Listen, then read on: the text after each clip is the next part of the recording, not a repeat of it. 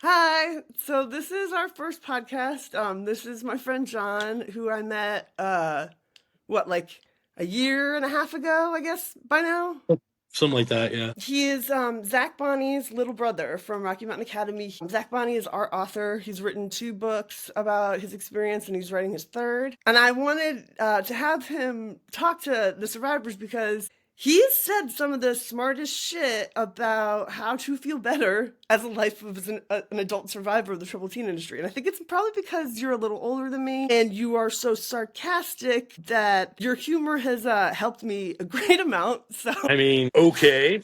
It depends on how you define humor and help, I guess, but okay. So, yeah, I just don't. I mean, I guess, and this isn't probably going to resonate with a lot of people, but I think that, like, how can I put this delicately? There's a period in our lives, sort of, where we kind of like, how to say this?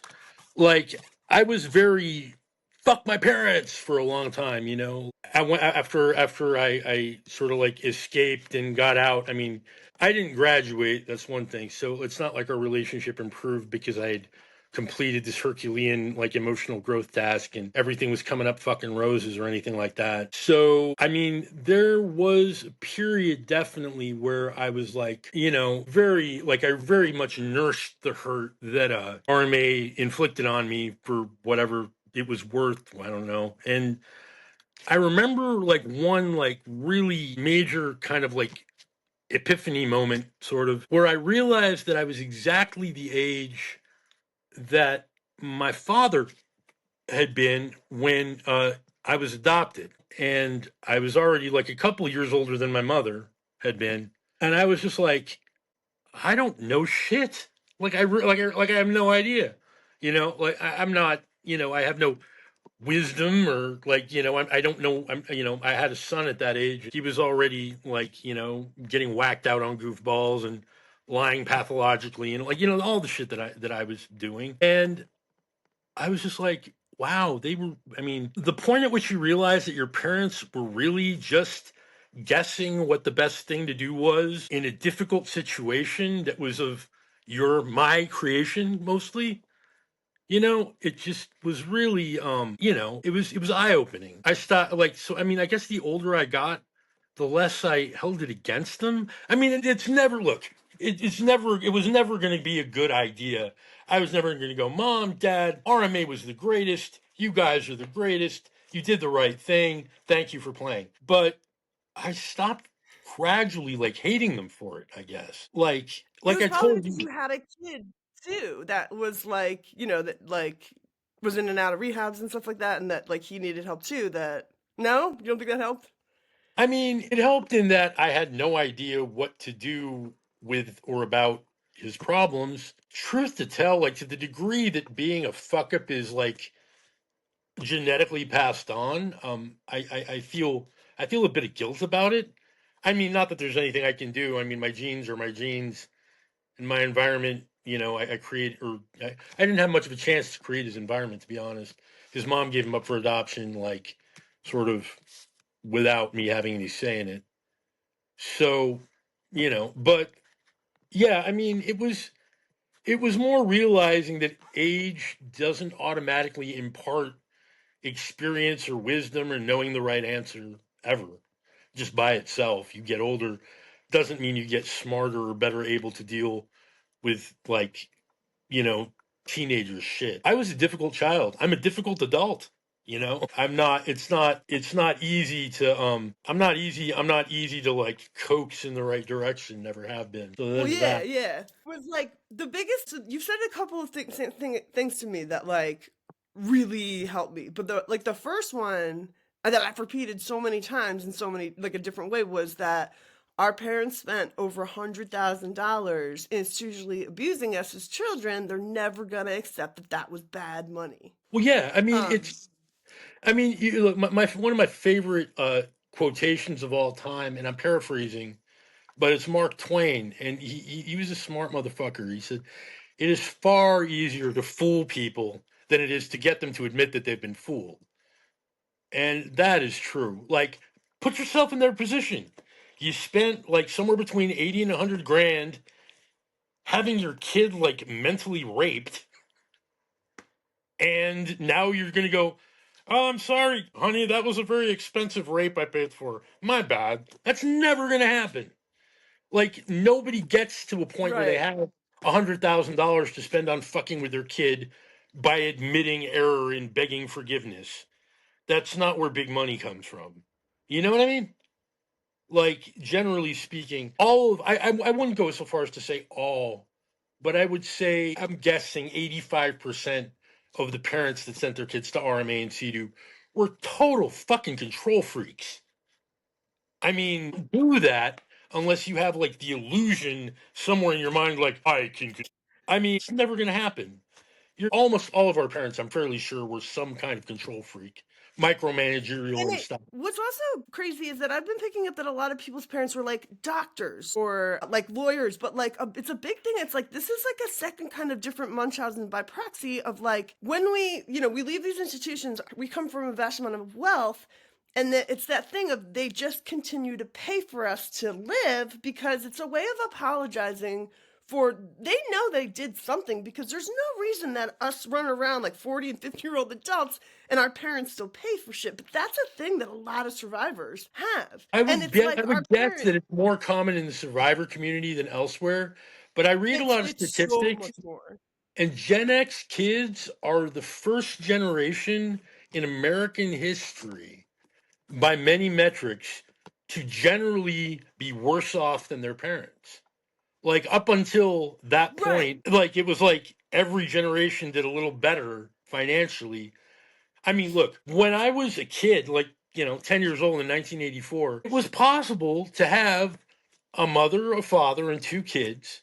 The father went to work doing some sort of like semi-skilled, labor, like HVAC, installing air conditioning, or a mechanic, or a factory worker, something where, you had to learn how to do it, but you didn't need a, higher education, per se.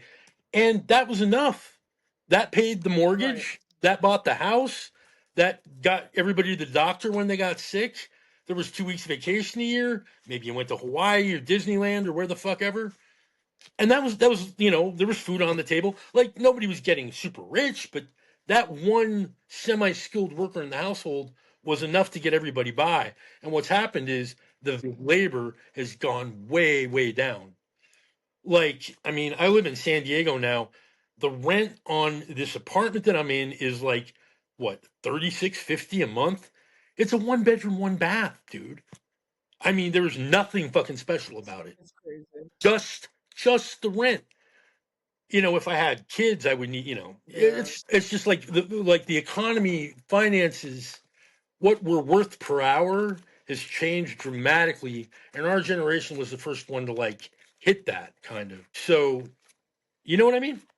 Like, So but I mean, survivors are definitely probably more like generally indigent, destitute, unable to function than most. But it's kind of a lot of people, a lot of other people too. like that's like it's usually the problem that survivors call me like survivor will call me like my dad has stopped paying for this or my mom won't give me this or like they won't spend an hour with me and that's all I want or like or they or why can't they give me this? I know how much money they have, you know what I mean? And it's like, well, and that was the whole thing is that that's the second thing that you told me is that I was freaking about because this documentary has financially cut me off my family, and I don't even know if I'm gonna get what I was supposed to 2 years ago. When my father's gone, this is a huge amount of money that I'm losing from making this movie, and you said to me when I was crying, I was like, I don't know what to do with my dad. And you said to me, Kari, someday you'll stop getting so mad or so upset. Someday you'll stop getting so mad. What is it? Someday you'll stop being so mad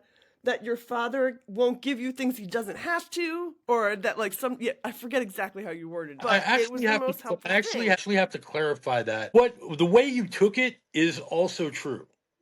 Okay? Yeah. Your father's under no I said your father's under no I mean you took it a little bit wrong. I mean, well, the way you took it is also true. Your father is under no obligation, real or imagined, to support you at the age of 40, whatever. I mean, sorry. Like at that age, Right. really, if you can't fucking hack it, he's totally within his rights.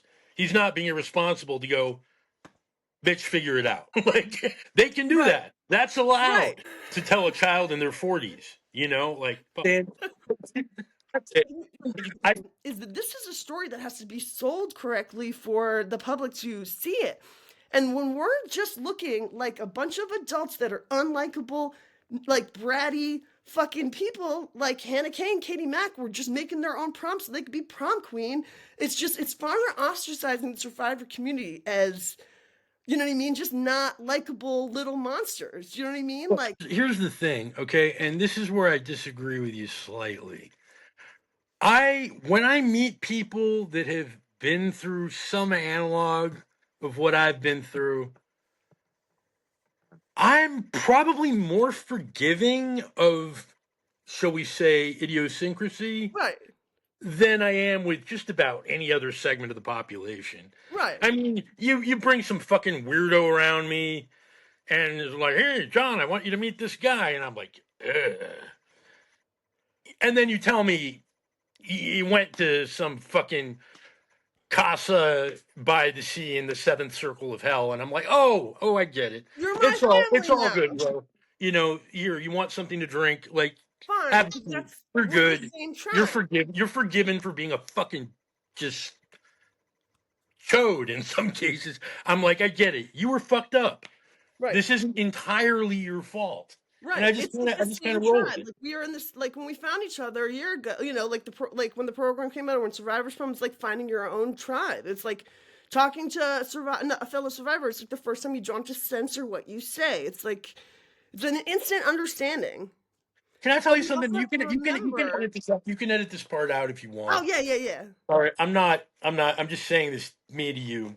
Yeah. Like I've wished on several occasions, man, that you had actually been able to show up for prom, because I think that if you had showed up and you and I had connected and we had like gone to the thing together, there was some, yeah, okay, there was some weirdness there, and yeah, there was some people weren't. I wasn't. I wouldn't say I was exactly embraced. There was like nobody else there from RMA that I'm aware of at any point. Right. Like, it wasn't really that kind of party, but we would have, like, I managed to, like, connect with some people and have some good conversations. And I think that if you'd been with me, and because I make people laugh. I'm pretty good at it, and that disarms people.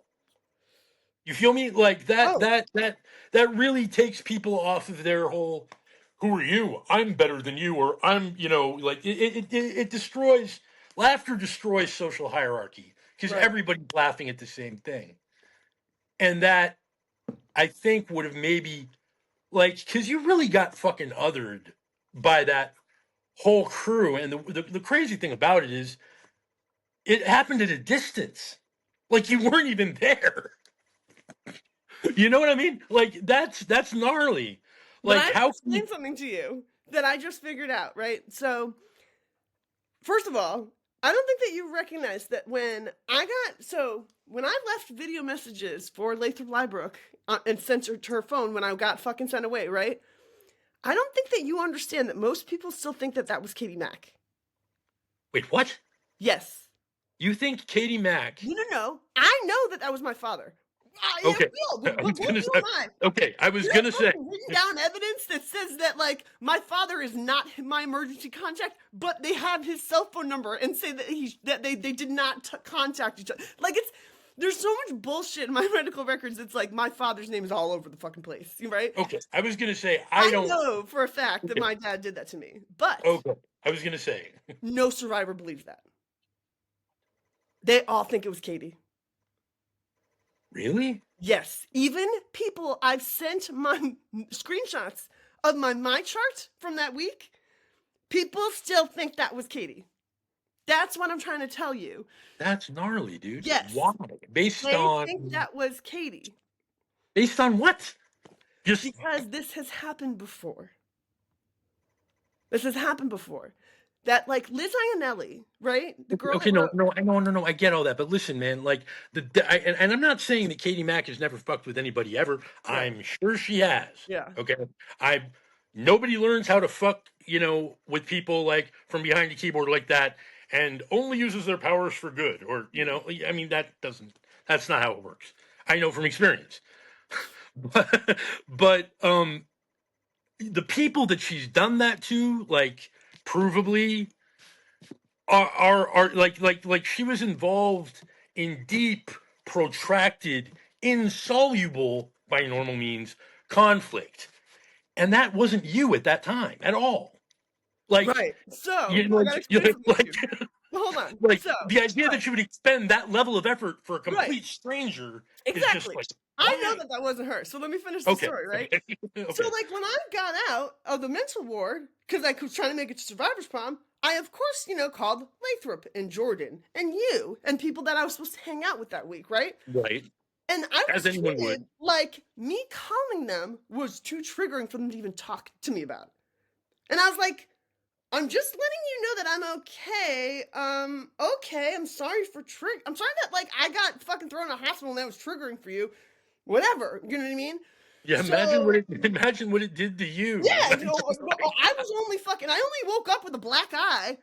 You know what I mean? And so that's why, like, right, the that's day that so I got out of the weird. hospital, yeah, the day that I got out of the hospital, I live streamed from my car in the park, like in my fucking driveway, for 45 minutes because I couldn't text people because I was having to text too many people what had just happened. And so I was like, hey, and I still had a black eye, and I was like, hey, just I'm okay. My dad got me thrown into fucking mental ward for a week for trying to go to survivor's prom. I've never been so fucking traumatized in my goddamn life, but I was trying to Was that really, like, I mean, with the clarity of hindsight, what? was that really why? Like, you wanted to 100%. go to some fucking 100%. dance party Yep. like 3,000 miles away, and Yep. he was like, "Hell no, not No, on my my dad, watch." because my dad called 911 so many times. He was like, my daughter is going to kill herself unless I believe her about something that's not true. Which brings me back to something that's slightly more on topic. What's that? Say the quote again, and then the rest of it'll come back to me because I'm fucking half fried. Um, Someday you'll stop being mad at your dad for not giving you things he doesn't have to. Perfect. That was it. That was it. Okay. Okay, but here's the thing. You edited one word out in your memory of it. And it's a What was very important word. What I was trying to say before we were fixing the transmission problem. it? Okay. Someday you'll be mad at your dad, stop being mad at your dad for not giving you things he doesn't have to. That's true. But what I said was someday you'll be mad at you stop being mad at your dad for not giving you things he doesn't have to give. Oh, Okay, and that's what he doesn't have to give. He's got all the money in the fucking world to hear you tell it. I don't know. I've never seen his bank balance.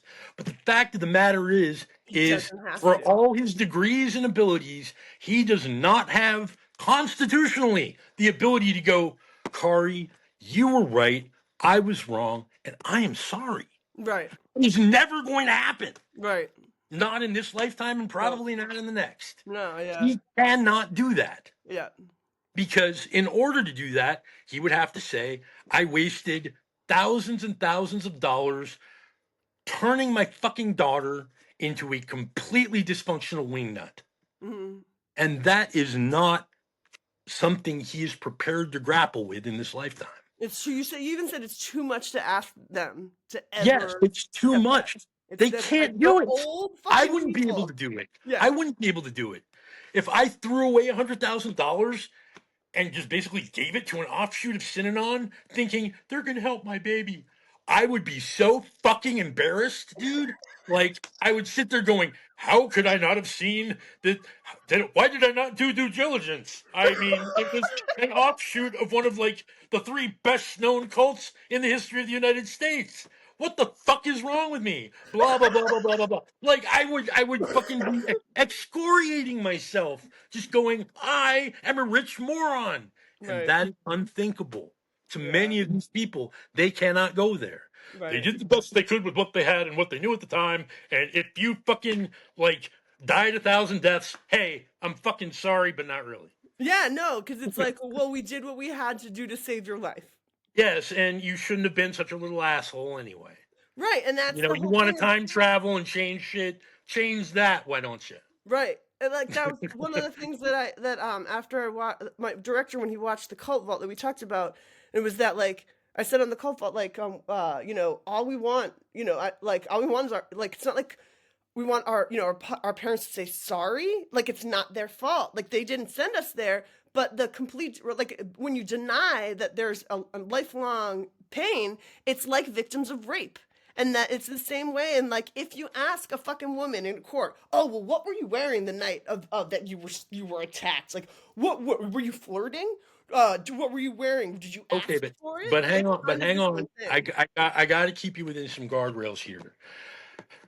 People are generally recognized as being able to wear whatever they want. Like, there's not some, oh, your skirt was an inch too short, so Right. you got knocked down and fucked, But and that's I'm just the just way saying it that is. it's the same way of being like it's when they're like, oh well, why did you get sent away? It's like you must have Yeah, deserved it in but a certain way. there's more proactive antisocialness in, like, say, smashing all the windows in your parents' house. I'm just throwing. I'm not going to name names. These are just some of the things I've heard. Right, Right, right, right. smashing all the windows in your parents' house, running away and like overdosing multiple times. Like, that is more alarming than wearing a skirt that's a couple inches too short.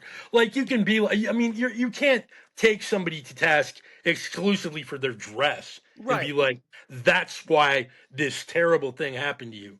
But a protracted, like, multiple event based, like, this is antisocial and self-destructive behavior, and you will not rein it in no matter how much we beg you to. You're the other thing you got to realize too is that back then there was like a trade-off, more of a trade-off.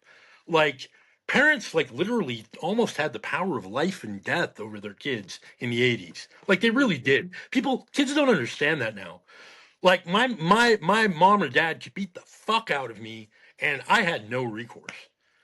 But the flip side of that, and maybe even almost the excuse for it socially, was kind of this sometimes unspoken understanding that they were responsible financially and situationally for our behavior. Like, if I kill Legally. the neighbor's dog, it's my dad's ass. Right. You know what I mean? Like, if I shoplift or I cause property damage or whatever, it's my parents are going to Are be like legally shelling responsible. out the ducats, man. That is the That's big how it thing. works.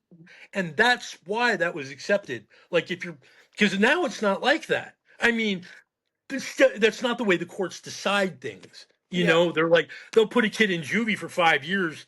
In fact, you remember that case that happened recently where that dad bought a gun for his school shooter son, like for a birthday present, and he was underage. You didn't hear about it? It's in Connecticut, I think. No. Really? Yeah, like somewhere around there. It was last year, year before. Okay. Some dad bought, and mom, I mean, like, as a team, they bought their kid a Sig Sauer P229, and Wow. he went to school and shot a bunch of people, and they were held legally responsible. They were like, but I mean, that's the extreme. I mean, they actually bought him the gun. Right. Yeah. Back when we were kids, if I had found the gun by the side of the road and shot something with it, it would still have been my parents' ass. You're It would right. have been automatic. Yeah. Would have been automatic. Yeah. You're right. Like that. Who else is responsible? Not the kid, because Right. he's underage. So, parents, shell out your wallets or fucking go on trial, or whatever. And that's, it makes sense, kinda. I Now, mean, not so a girl that I graduated with, right? Her daughter was sent to for, like 6 months ago. She was sent for 4 months to a residential treatment center. It was like basically like it wasn't a TTI. But it was close. Like it was like an expensive hospital that was long term. okay. And she like dealing with the fact that like so I'm like we're trying to figure out what to do with her daughter because seriously, Jonathan, I almost flew to Seattle to do a profit on her daughter. Like I was Okay. considering, like Jackson fucking called me and was like, "Bun, no, no, no, you're not allowed to go to Seattle and do that to Jackie Mendel's daughter. Do not get involved." And I I don't was know like, Jackson, but I support. because it was to the point where Jackie was going to send her daughter to a wilderness program or something else, and I was like, I didn't know what to do, like, and so obviously I didn't go and do an MK Ultra experiment on my fucking friend's daughter, but like, because that's what that, I'm like, Jackie, that's where I'm at the documentary, is figuring out that the profits are basically MK Ultra. I'm not fucking doing a science experiment on your daughter, and it was like trying to talk to her about what to do about her daughter, because her daughter just won't go to school, or won't leave the house, won't leave bed. And so like the schools don't get involved now. Like it used to be before that if you didn't go to school, the school would get involved and because you had to. You know what I mean? Like, and now it's not like that at all because of the troubled teen industry. Because the school says, oh, if your kid's not going to school, send them away. That's like almost like part of the process now. See, I think that here's the thing. I keep thinking about the troubled teen industry now. And listen, man, there's to a degree. I think one of the reasons, like a lot of what I say, resonates like with kids and parents and shit, is that I remember better than most 50-year-olds probably what it was like to be 16. Yeah.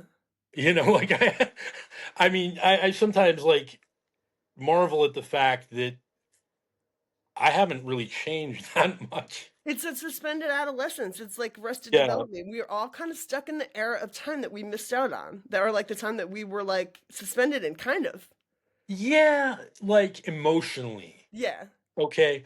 Situationally or logistically, not so But like much. nostalgia wise too. Like when Nick Gallup walked up to me before I interviewed him, like the 2 days after I interviewed you, he was wearing Yeah. a Babes in Toyland t-shirt.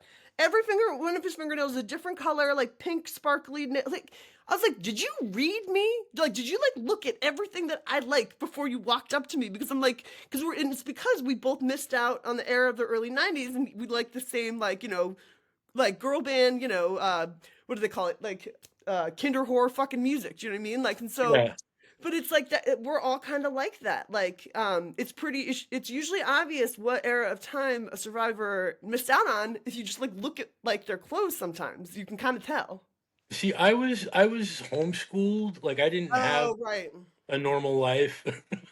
Like I remember, dude, I was 17 years old and sitting on a school bus, like coming away from this like ritzy ass high school in Edina High School outside of Minneapolis in Minnesota. I was listening to the radio and they put Soundgarden's Bad Motorfinger on, like they played the whole record and I was just like, oh, this is Sabbath, but sicker. Yeah. Holy shit. These people are on to something. Oh my God. This is my new favorite fucking music in the whole world. Like, And that program. explains your music, like the music that you make now, because your music sounds like that was your fucking favorite shit. You know what's funny though? I was listening to some shit that I recorded a while back, and I was also the road manager for an alt country band for a while. And like it's exactly in the middle. Like I'm like, I need to get a Telecaster. What the fuck is going on here? Like like really, I need, I need to get a Telecaster. It's such a good joke. I mean, and a Telecaster and a cowboy hat, dude, I could do it. Get a I'm not B even bender kidding. in there too. You're all good. Right? Yeah, man. I was just like, oh my God. Like the guy who originally played those runs is dead, literally. But I schlepped his amp around for, I don't know, 8 months at one point, like during my formative years. It just sticks. It's really crazy. Like the thing is, man, I remember as a kid going, I'm gonna remember this, That's and the whole. remembering it. That's the Okay. whole thing. Is like the entire time I was at CEDU, I was like, in the profits, like staring up at those signs, and I'm like, I'm gonna remember all of this. Like, I always and like I've never fucking forgot. And like everyone's like, how do you remember all this shit? I'm like, how the hell have all of you forgotten? Because No, like, in my case, deliberate from the beginning to end. I went in the truth prophet and I was like, this is gonna suck, did you and have I to don't want to do? remember any of it. Did you have to do the Battle of the Bands like right when you started the Truth Prophet, where like they made everybody play air guitar? Yeah, I think yeah, I I think so. So, okay, so the Battle of the Bands started, right? And you see like three staff come in, like they're playing like "Bang Your Head" or something, like some crap, fucking hair Gay metal. ass music. I was like, I don't. This does not inspire me Right. to play And so any guitar. everyone, so they like made everybody play air guitar, right? And I turned my back and sat in the fucking corner. And I was like, no, this is not, no, no, no. Like, I was like, no, like, I'm not fucking playing air guitar, first of all. I was like, I'm a guitar player. That's the most uncool thing I've ever fucking seen anybody do in my life, right?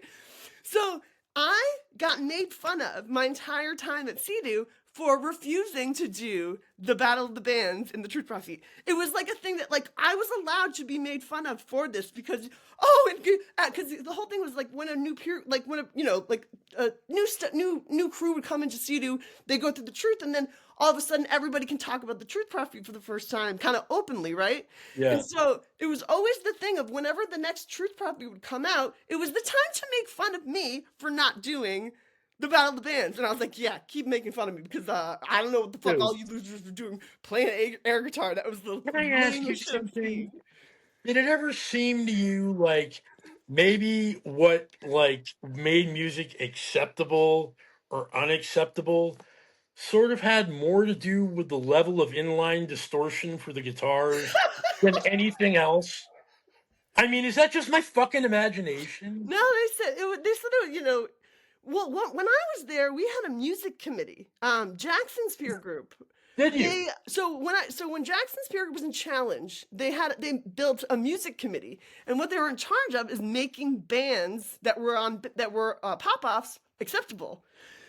So what they Oh, did, at all around the house in the morning or like the night before it happened, he's like, so tomorrow morning, in your like family or like team leader meetings and like at the beginning of the day, you're all gonna get to pop off, and they're like, okay, you can scream for a minute, you know what I mean? And the whole school's like, oh my god, we can talk about music for fucking 45 minutes, like that's seriously everyone freaked out. So what happened was, in the next day in our team meetings, we all sat there, right, where somebody from that challenge peer group, or maybe they were New Horizons, but so they sat with each one and they wrote down all the bands that we said.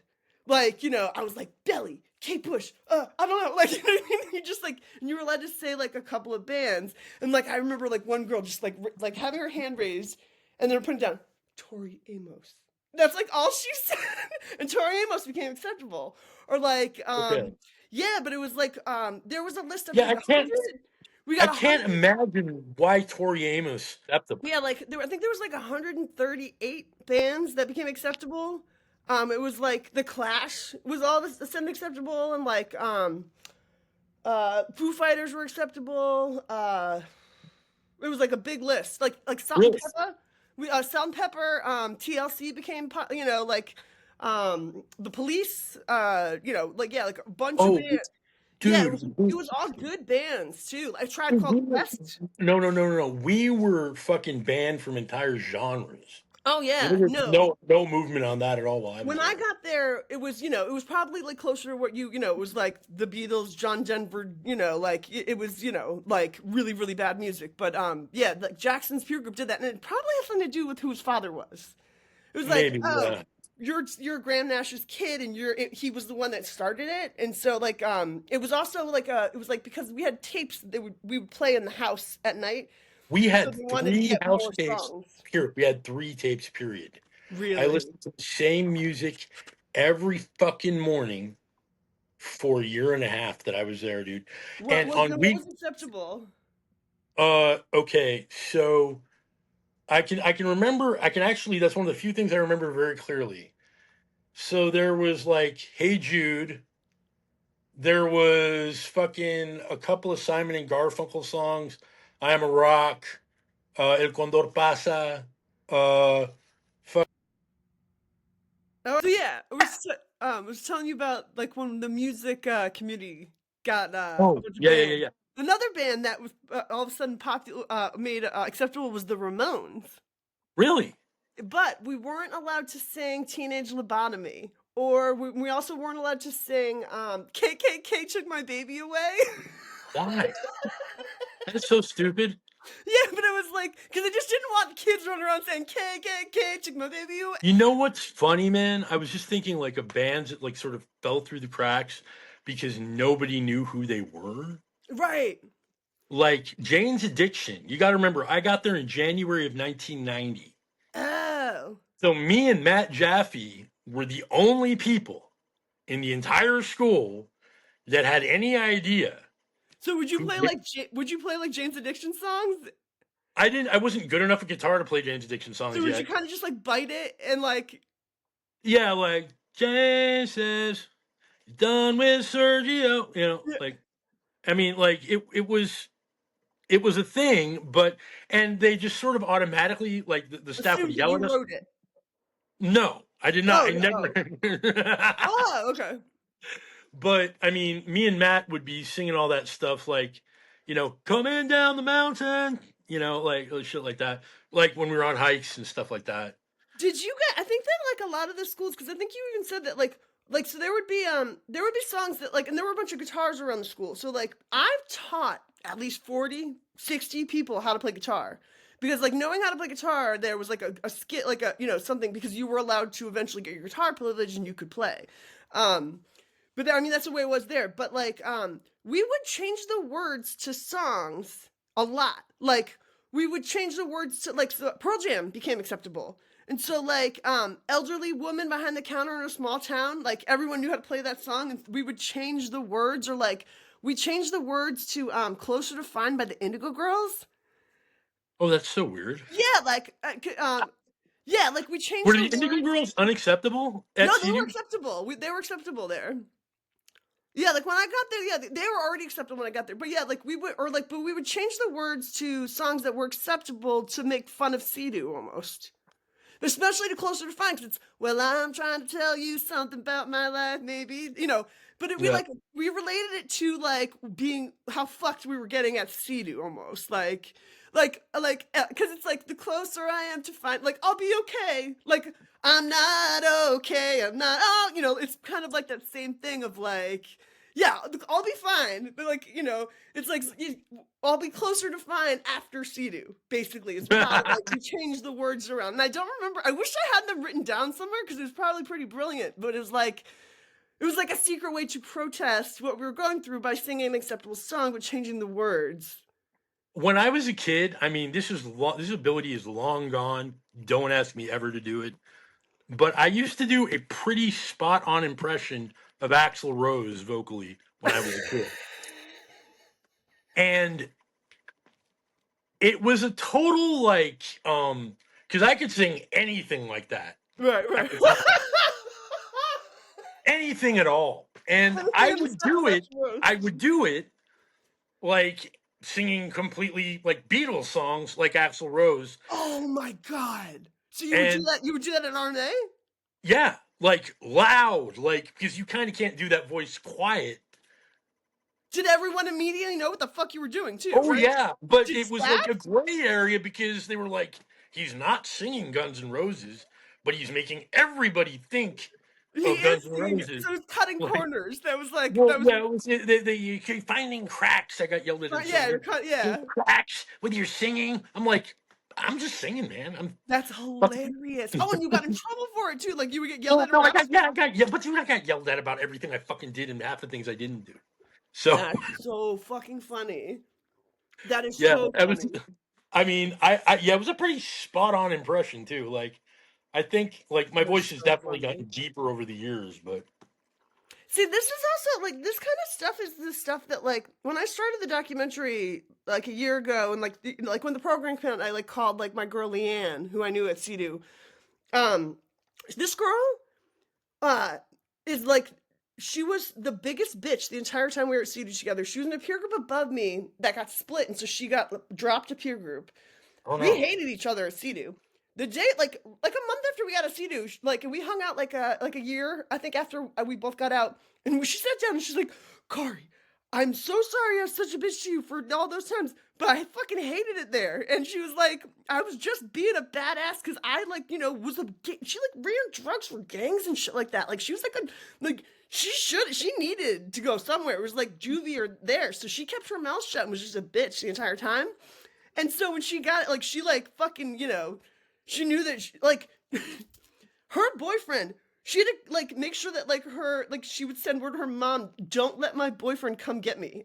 You know what I mean? Like it was like that. Like, and wow. so after Sea-Doo, she's like a hard ass bitch, and she's fucking hilarious, and she's one of my best friends after. Um But yeah, like but what she was saying is like when I started the documentary, is she wanted to talk about this stuff. Like she wanted to talk about like the not the good times necessarily, but like the funny weird things because this was our childhood. You know what I mean? But like the thing was is that because I was told by people like Lathrop that having any sort of like good memories is just indoctrination and that it's too triggering for the rest of the survivor community because see, people are different. I I mean, made my documentary different to match the survivor community, and I've stopped doing. I like partially. Okay, look, there. I am sure. I mean that you know, people that were in Nazi prison camps have anecdotes. Had anecdotes because they're all dead now. But Even that they, a girl like like even messaged me that went to like Cross Creek or something. She's like, I get what you're saying. She's like, we used to chew dental floss like it was gum. You know what I mean? right, 'cause Like, it's mint flavored. And yeah. yeah, like and it's like, oh, like we never thought of that, but it's like people don't want to talk about that, but that also when you talk about things like that, it's relatable for the public to see how desperate we were to enjoy things and to be Well, children. we used to roll up pine needles in toilet paper and smoke it. I mean, I like as an adult now, I'm like smoking like pine tar. No, people Mm, used to do that with their fingernails at Sea-Doo. That was smoke the like a thing. Like I would hear smoking with like fingernails. yes, that was like thing like oh I like saved my fingernails and like rolled it up in a piece of paper and smoked it. Like that was a disclosure I would hear in the fuck yeah, I've heard that more than once. Why? Because it's a whole thing of like we would hear legends of oh I've heard you could get high off of this so I tried this. Oh, And it was more like even like because you would hear people disclose stupid shit like that in raps, then other kids would get that idea and do it the same thing. dude, I remember fucking somebody like seriously tried that dead milkman thing of smoking banana peels. Yeah, that was a thing at Cedar too. Yeah, yeah.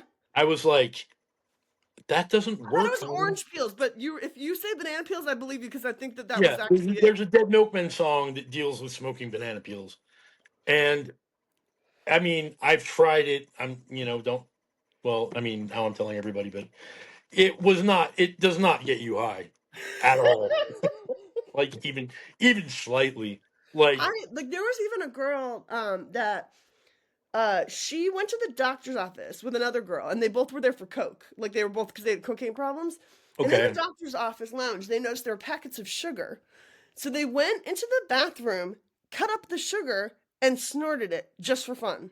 Like just to like have the feeling of snorting something again, whatever. I cannot imagine how bad that must hurt. Right. And then they had to cop out for that and they like got in all this trouble and she's like, well yeah, it really hurt. We were just, like fuck, and they were like, you relapsed or whatever. And like it was you know what I mean? But it was like that was the It's a extent. simple carbohydrate, people. But it Like was like, it was like I mean, but not that's for what nasal ingestion. Oh my right. god. But yeah. Wow, that's crazy, man. Yeah. I can't imagine. Dude, I got in trouble like I was on a pit after I'd been there less than a month. Not a pit, a booth after I'd been there less than a month.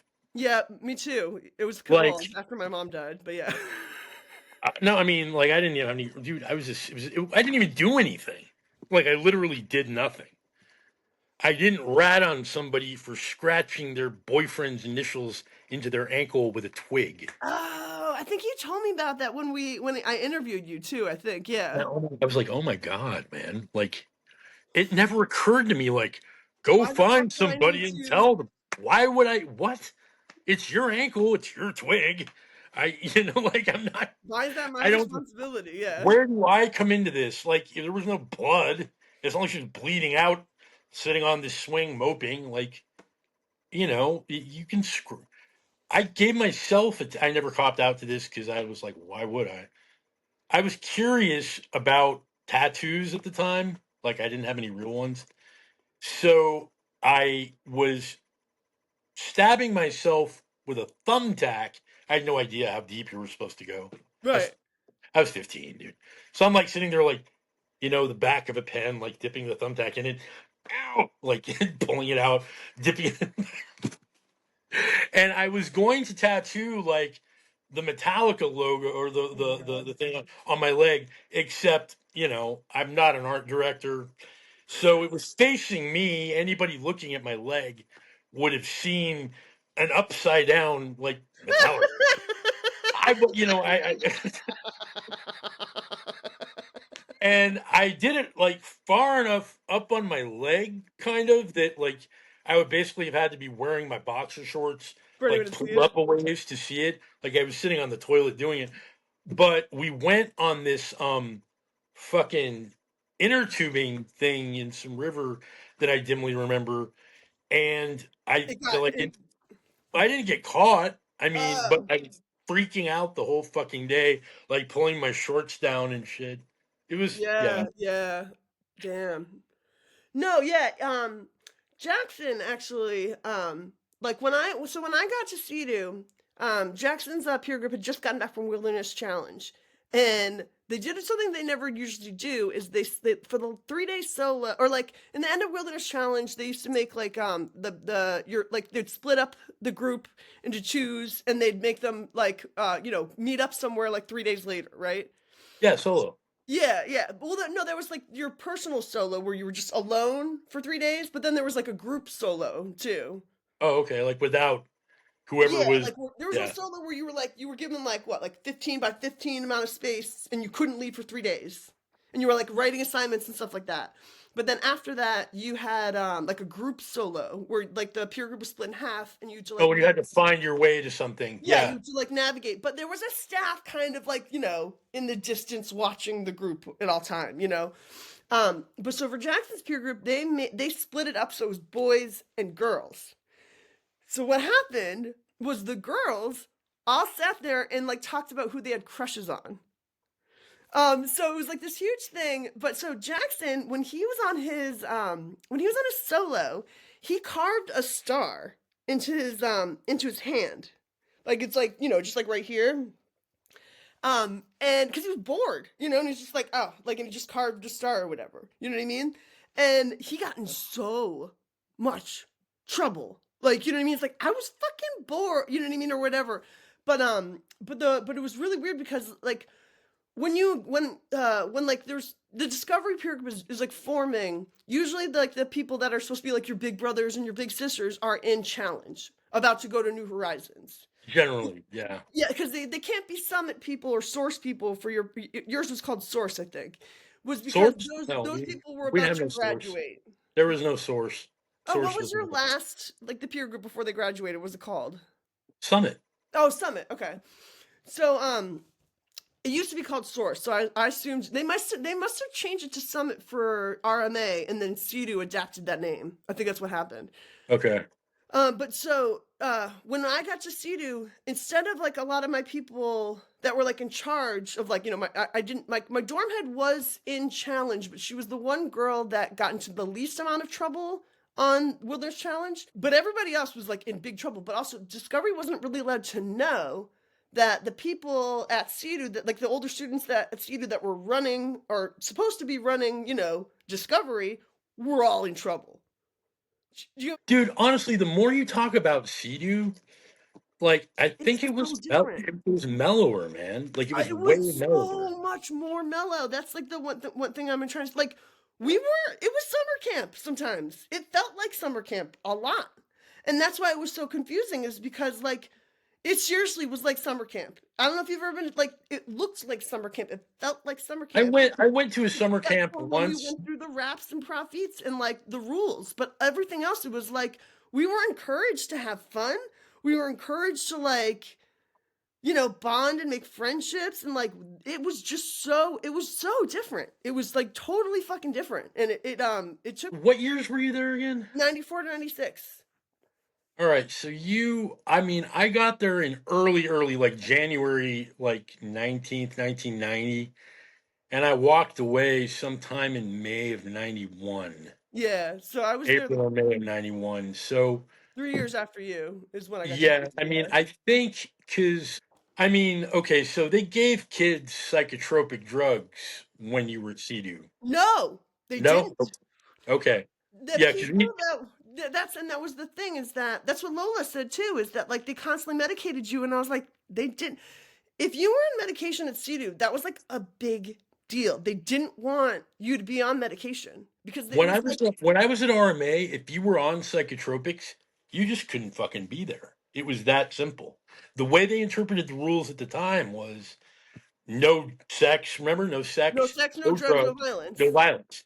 Okay, so if you were on drugs, That's you were on drugs. drugs, and it Right, didn't matter what drugs, like whether they were like if they affected, like you could, I mean, like you could take Motrin for fucking headaches, you right, could take like antibiotics for an infection. I mean, it wasn't like Christian Science or right. anything like that.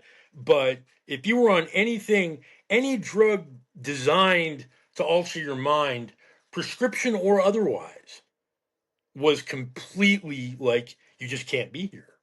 Like That's kind of how it was with CEDU, except for special cases. Yeah, there they was. didn't make yeah they didn't make special. I'm not aware of anybody being on psychotropics when I was at RMA So at because Laura all. says that she was drugged at RMA, that like, No, but she went. You got to remember, dude. She's fucking like what, like 6 years younger than me. yeah, yeah. That definitely changed when it Oh, stopped that's what you're being a saying. So they brown changed that. school Yeah, I and get what got you're bought saying. by that other. Yeah, I think that policy totally changed. Yeah, yeah, because yeah, like when I was there, even like during the summit, it's 5 days long. At the start of it, they said that everybody that's on medication, like there was somebody in my peer group that was on Paxil. They're like, nobody can take their medication for 5 days. You can't really do that with No, Paxil. I know. And then people started having to ask permission to start taking their meds eventually. Like Dave was like, "Can I take my Paxil again?" And like we weren't allowed to use lotion, or any, like we were allowed to use conditioner or lotion during the summit. This one guy, Joe, that was in my peer group, he's the kind of guy that like gets cracks in his hands.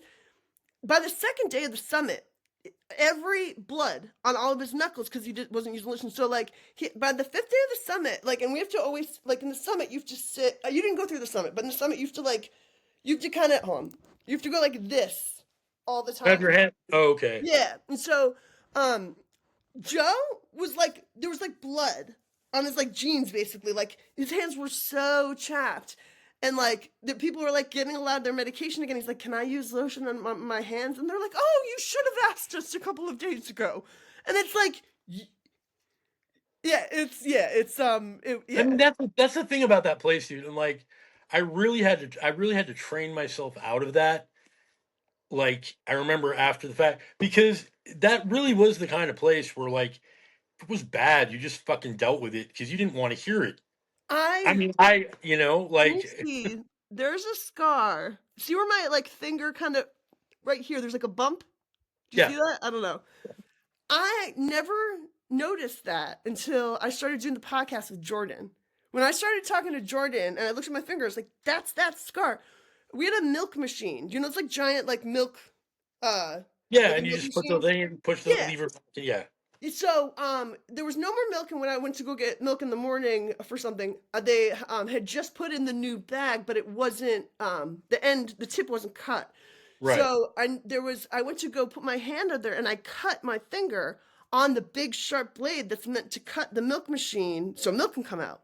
right. So it was super deep. I could almost see my bone. Ah, But they told me to I just had to wrap it up in tape and put a bandage on it, and I couldn't even like undo it for like a week because I couldn't. They weren't gonna let me go get stitches. Like that was like apparently clear. There's no fucking way I was getting stitches. And so I just had to like toughen it out, and eventually it came out, and it was like I couldn't. I had to kind of keep it wrapped until it healed. But that was right, there was a huge element of like if you like I knew about a lot of girls that would try to get their like break their legs or try to get actual physical injuries so that they could go to the hospital. Like that happened all the time. really, All the time. Like seriously, all the fucking time. I don't know really anybody that didn't try that. really. Yeah, Break their except for me, I leg, think. like But their leg. that like there was one girl that I know that yeah, that like she yeah that or like that the people would try to break their own bones, or if they did break their bones or get hurt, staff would be like, "You did that on purpose to go to the hospital to try to get out of CEDU. You're not going to the hospital." That was yeah. So it was. I might actually be Wow. remembering it wrong because that's how much we were told that there was no medical help. I guess you don't know the story about Meredith. We slowly started to remember there was a night that it was snowing and we were all watching The Shining. And all of a sudden, this Watch one The girl, Shining? we were watching The Shining. It was Sunday night movies. We were watching The Shining, and this one girl pulled the breakers for the power at Cedu. She cut her wrists, ran around. Cedu bled on everything. She was trying to get sent to the psych ward so she'd get out. Wow. And so what happened is she cut too deeply. Oh My no. girl found her in the catacombs, Cedu, like underneath the building, because Oh everyone my. was afraid to go to catacombs because it's haunted down there, whatever. So she's like, "You guys are all fucking." It's my one friend that's like she was gangster as fuck that was in my peer group. So she went down the gang catacombs and found Meredith. She was like about to die, and so Oh my God. they wheeled her out in a ambulance, and we were just told to don't talk about it, like whatever. So when I started the documentary, when the program came out about a year ago, this girl Julie, she called me and she's like, "You don't know the end of the story." Was that so? Um, did eventually get sent to a psych ward at Cedu, right? And when she was there, she saw Meredith on the other side of the glass in a different ward because she had been 5150'd after she was 18. Oh my God. And so because they were like, she made a suicidal attempt at Cedu, she's crazy for life. And so she was there after she was 18 on that mountain still. And we don't know her last name. We can't find a picture of her. We found a picture of just the back of her head. Nobody can remember her last name, but Oh we don't no. we don't know, like she was 18 and she was 5150 on the like psych ward like hospital that Cedu used. Yeah. Oh no. Yeah, and we figured that out a year ago. Man. I made a video for my YouTube. It's called "The Night Cedu Showed Us The Shining." Like Meredith, like that's what it's on my YouTube channel. But I just tell the story about it because I also couldn't remember what movie we were watching. Then one of my friends, I was like, "What was the movie that we were watching when Meredith did that thing?" And it was like, "Oh, we were watching The Shining." And I was like, "Oh, yeah, that's why I didn't remember the end of The Shining when I saw it as an adult. It's because we weren't allowed to watch the end of The Shining because all this stuff." Wait a minute, wait a minute, wait a minute. So you would watch a movie and then there'd be like a part of it that you couldn't watch? No, no, no. So because Meredith, when all this Oh, so happened, you all went she away from pulled the the movie and power. seen it. Okay, She pulled okay. the breaker, right? And You yeah, never and saw the so end of it. Okay, all I this get stuff it. happened. And they're like, okay, nothing happened, nothing to see here. Go to your dorms. So we never watched the end of The Shining. Oh, wow. Yeah. Dude, we had the lamest fucking movies, dude. Like the movie we would get like on Sunday night was like Chariots of Fire. Like, I mean, I can't ooh. even. I've never even watched it, and I can't hear that fucking song. Na, na, na, na, na, na. It's like, okay, thank you, Vangelis or whoever.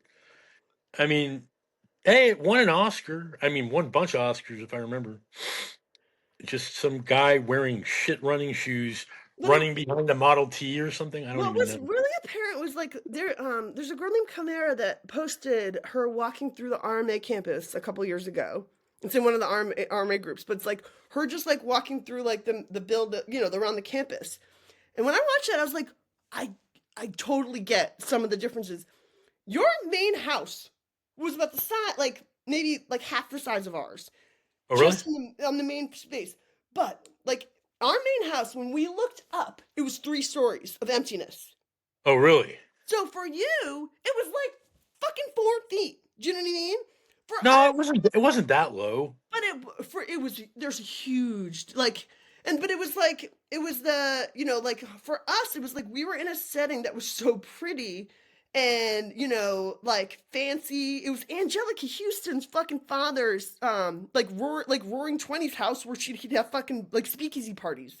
Oh, That's okay. the No, campus of yeah, CU. we were like in some glorified log cabin, Yeah, basically. like you guys had like plywood fucking like furniture and shit like that. Like we had like Not exactly plywood, but sorta. Yeah, I mean, but it it was was like all. even like all your buildings were on top of each other. Like from one end of the campus to the other was like a mile at CDU. Yeah, that's about the same at Oh, RMA. okay. Like from the end of the road, like there was a driveway that. Okay, so right, like I don't know how well you can see my like. Yeah. So like here's the road that comes up, right? Right. And first there's like the farm, right? Right. And that's Quest territory. Like Wood corral. Quest fucks with no, the Wood Corral is way later. Oh, okay. All right, so Quest is the keepers of the farm, kind of, right? Okay. All right, like that was the third family at the time I got there, and they deal with all like the animal husbandry, and there's goats, but I don't know why because nobody ever milked them, and I don't know if they ever had baby goats or anything like that. And there was like a couple of irritating cows and a bull. I don't know why. Again, it's not like we made any use of them for meat or milk or anything, but there they were. I think there were like some chickens and ducks and shit, and that was about it. Okay, Right. so there's a barn, and that Bruce Wilson lived down there too. He had like a trailer because he was the Quest family head, so Okay. he was farm dude or whatever. And then you come up a little further, like, and the road, it's maybe a quarter mile, right? And it's just gravel. And then the first, like, and then it splits. One goes down to Emerson, and the office is the office is like administration or whatever is in the front of Emerson. Okay. And then like there's like an office up top and then two office rooms down here for like strip searching and sorting through shit and whatever. And then back behind that in the same big building is like school. Right. And there's like, three or four staff that were hired ostensibly for their teaching credentials that, you know, taught like upper school classes, but you really had to be in challenge before you would go to any classes. And then below that, behind the offices, like up top of the classrooms, below is like a weight room, like for lifting weight, like exercise basically. And then Right. behind that, there's like a pond and the sauna. Yeah, we didn't have a sauna. Yeah, yeah. That was pretty sick. The sauna was fucking epic. Yeah, I yeah, that had was the one thing that you guys had that was cool that we didn't have. that was dude. I really like. I mean, I had some like. I'm not saying it was like drugs exactly, but dude, they would get that thing up to like 130, which is fucking pretty. I mean, that's Norwegian level saunaing. You know Right. what I mean? And like it was hot as fuck, and it was a wet sauna, pouring Yeah, pond water on it constantly. It was like, that's dude, dangerous. it Yeah. was like it was like being a fucking like Chinese dumpling, basically. Right. And you put up with it for like 5 minutes was a long time, and then you go jump into a frozen lake. That's the And I thing I swear was to just about God, to ask you, is that's what Griffin said. So, like, when Griffin got sent to RMA, he saw that and he was like, "What the fuck did I see?" Because he's like, "I saw some girl like just like jump out of a sun and like jump into a like broke through ice in a frozen lake and was like yeah, applauded for it." And he was like, yeah, "What the no, fuck did I just it was see?" it was for sure a rite of passage. Like there were many who would not do that. I did it. My heart. I mean, I was 16, and my heart almost stopped. But did you like you got praised for that too, though? Oh yeah, no, John Aaron, the guy who would later go on to be the head of the school. He wasn't then, but he had like a sauna crew, like his sauna boys, or I Right. don't know, like, and it wasn't like anything weird or sexy or anything like that. It was just a bunch of people that could take extreme heat.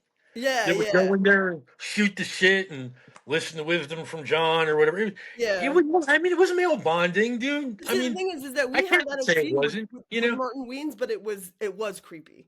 But I bet that what they did right was that so Martin Weens like fucking groomed boys in a secret hot tub that was under Emerson that nobody knew about Oh for no, this was decades. not like that. This was not Right, like that. but I think that when they made RMA, that in a way for them to hide or condone or say that, oh yeah, well we already have a male staff that does this kind of, because so Martin was in charge of the swim team because we had a pool. So Oh, Martin taught all the swim classes. I'm a good swimmer. And so when I was in his swim class, they're like, "Oh, maybe you'll get to be in Martin's swim team." Like, and then it was like, "Oh, cool." And they were like, "Oh no, you can't. You're a girl. Only boys can be in Martin's swim team." So what I'm saying is that for it, it makes sense that RMA also had some sort of rite of passage male bonding, head staff that did this with water because they did that at CEDU, but they didn't know what was really happening. okay. Like I got to be honest, man. Like I'm not going to say anything about any other staff because I saw some shit that I thought was definitely creepy from other people. And I'm not even like completely exculpating John Aaron because I didn't see every moment that he did whatever he did. Like, I mean, if I mean, I have sort of a policy with this shit to like believe people. Right. Like, I mean, it was fucking 30, 40 years ago. If you're saying it now, I mean, why would I think you're lying? Like, Right. why would you Yeah, make has that up? anyone said anything about him? Not to me. I mean, Have you honestly, dude, heard I it? mean, my what? Who? Have you heard like rumors? I've heard so many fucking rumors at this point. It's difficult for me to sort out who and Yeah. what. I can't really comment on it, but I never saw John Aaron be a creepy dude. That's all I'm saying. And that's I the never same thing is that I never saw that. when I met Liam Sheff to be part of Surviving Sea-Doo like 15 years ago, we were just talking about like, good stuff, bad stuff, and I was like, yeah, one of my favorite stuff was Martin Weens, right? And he like made it like, oh God, why would you say that? And I was like, why? What did he do? Like he was great. He was like a father to me, and he wouldn't really explain himself. And so that was the whole thing is that I loved Martin. I thought he was great. And then I slowly started, like when I started the documentary, like I met a guy who's been drinking about forgetting what happened with Martin for Holy 30 years ago. shit, dude. Wow. Yeah, so it's like I can only speak from my experience. Like I loved Martin. He imparted wisdom on me that I don't even think Sidhu fucking told him. Do you know what I mean? Like Sure. I genuinely cared about that man. I loved him. And then I found out that for a fact and he's still doing it. And that's the whole thing is that there's a school called Right. Doc Mennonite Academy in Pennsylvania that Mennonite Academy? it's called Doc Mennonite Academy, and Martin Oh is my. still at it. He's like, there's a whole Facebook group that just talks about how he's still at this today. Wow. And that's the whole thing is like, you're like, what is the documentary about? I'm like, or what do you care about or whatever. I'm like, if they are still doing the profits in schools today, that's what we have to stop. But also, if there's a fucking habitual molester, fucking pedophile groomer that has been around since Sidhu, like, and it's still happening, like, I don't know what to do because, No, dude needs to be killed. I'm sorry. Look, I mean, yeah, I'm really prejudiced about that shit, having been to prison twice, going on 3 times now. And I'm sorry. yeah, no, Like when those I are found those are it, not redeemable people to me. when I found evidence, when I found like the stuff on Jackman, and I sent it to the staff that are on my team. And I was like, what the fuck are we gonna do about this shit? You know what I mean?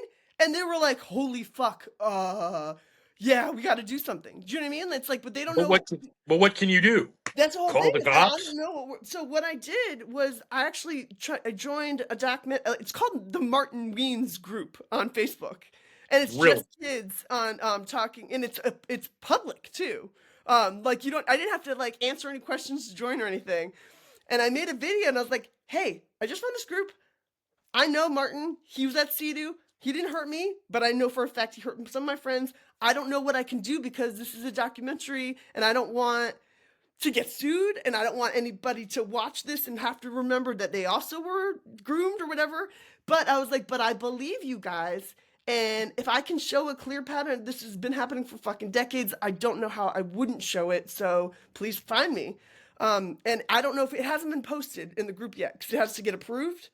But I Right. also sent it to my director, and I was like, I don't know what we can do, but like, if this is still fucking happening, you know what I mean? Like, this is something we could do something about. See, here's the thing, man. Like, I think that maybe one of the worst things about RMA was just, I mean, look, when I'm trying to like be there for my son or like teach him anything that I've learned in the extra 20 years I've been alive, it's like there's there's a way there's a way to reach people like kids, your juniors or whatever you want to call them, where you have to find like some kind of common ground. If you don't have any like thread of commonality at all, like if you're like, I am Oz, the great and powerful type of shit, like you're not, nobody, if you come at anybody like that, they're kind of like, "Nyeh." Right. Adult or child. Nobody wants to fucking hear that shit. Like, because you're setting yourself up from the beginning of the conversation to be completely not relatable. Right. Like, I am a symbol of perfection in all its many forms, and you are the lowly. Like, fuck you. Immediately. Right. Okay, so when I'm trying to talk to my son, I have to put myself in a position where I'm actually involved in a process of remembrance of what it felt like to be in his position with his mental tools, with his Right.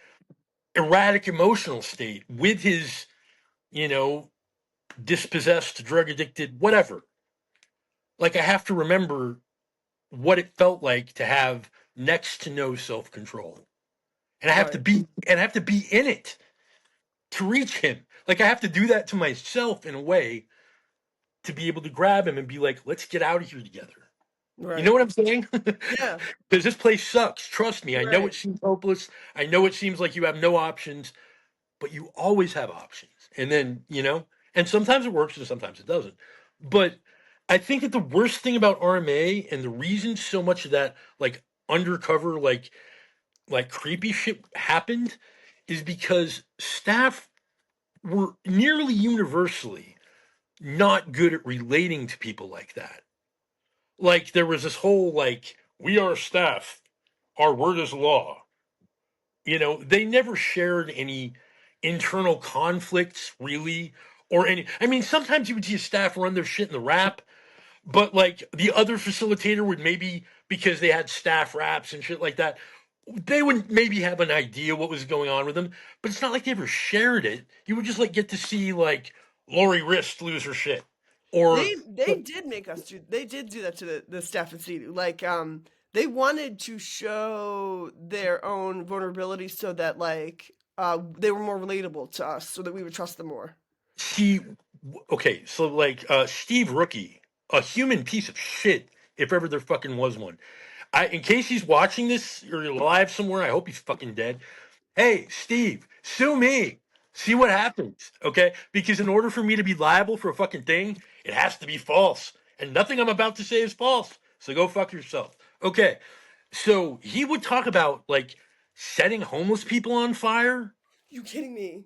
No, dude. And I'm like, That's the whole thing. Is that story this got cocksucker's sent a to fucking CEDU. monster. He's a fucking monster. Like, That story made its way to I'm sorry. CEDU. This guy is in charge of my well-being, and he's like, like, and I know, dude, nobody runs their. I'm sorry. Like, okay, like, let's keep it 100. Okay, that's a fucking serious felony. Okay? Not only that, it's fucking inhuman. You can be 17 kinds of fucked up, and it will never occur. I'm 17 kinds of fucked up. It will never occur to me to set another human being on fire, other than perhaps Steve Rookie, who apparently richly deserves it. So, like, dude, that's not. No, but I'm it was like, also like yeah, people at CEDU was like, you are forgivable. Like if you polish your chrome ball hard enough, you are okay. It I'm was like, sorry. yeah, no, but it was If like, he ever had a chrome ball, dude, that shit is tarnished beyond redemption. I'm sorry. no, Like yeah, no, you're not no wrong. good person, no redeemable person sets other humans on fire And that's for the thing. entertainment.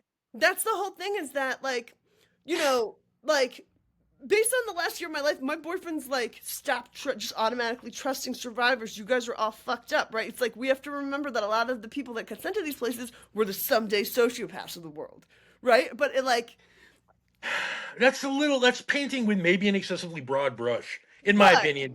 But so I'm like, maybe too close to it but let look, me there's tell you about what okay. happened. Like when Elon Musk took over, and I'm like, and then like I see, I'm like crying or whatever. I'm like, what the fuck is happening? And then all of a sudden, and like my boyfriend makes this joke all the time, where like whenever there's a school shooting or a terrorist attack, it's like an American citizen.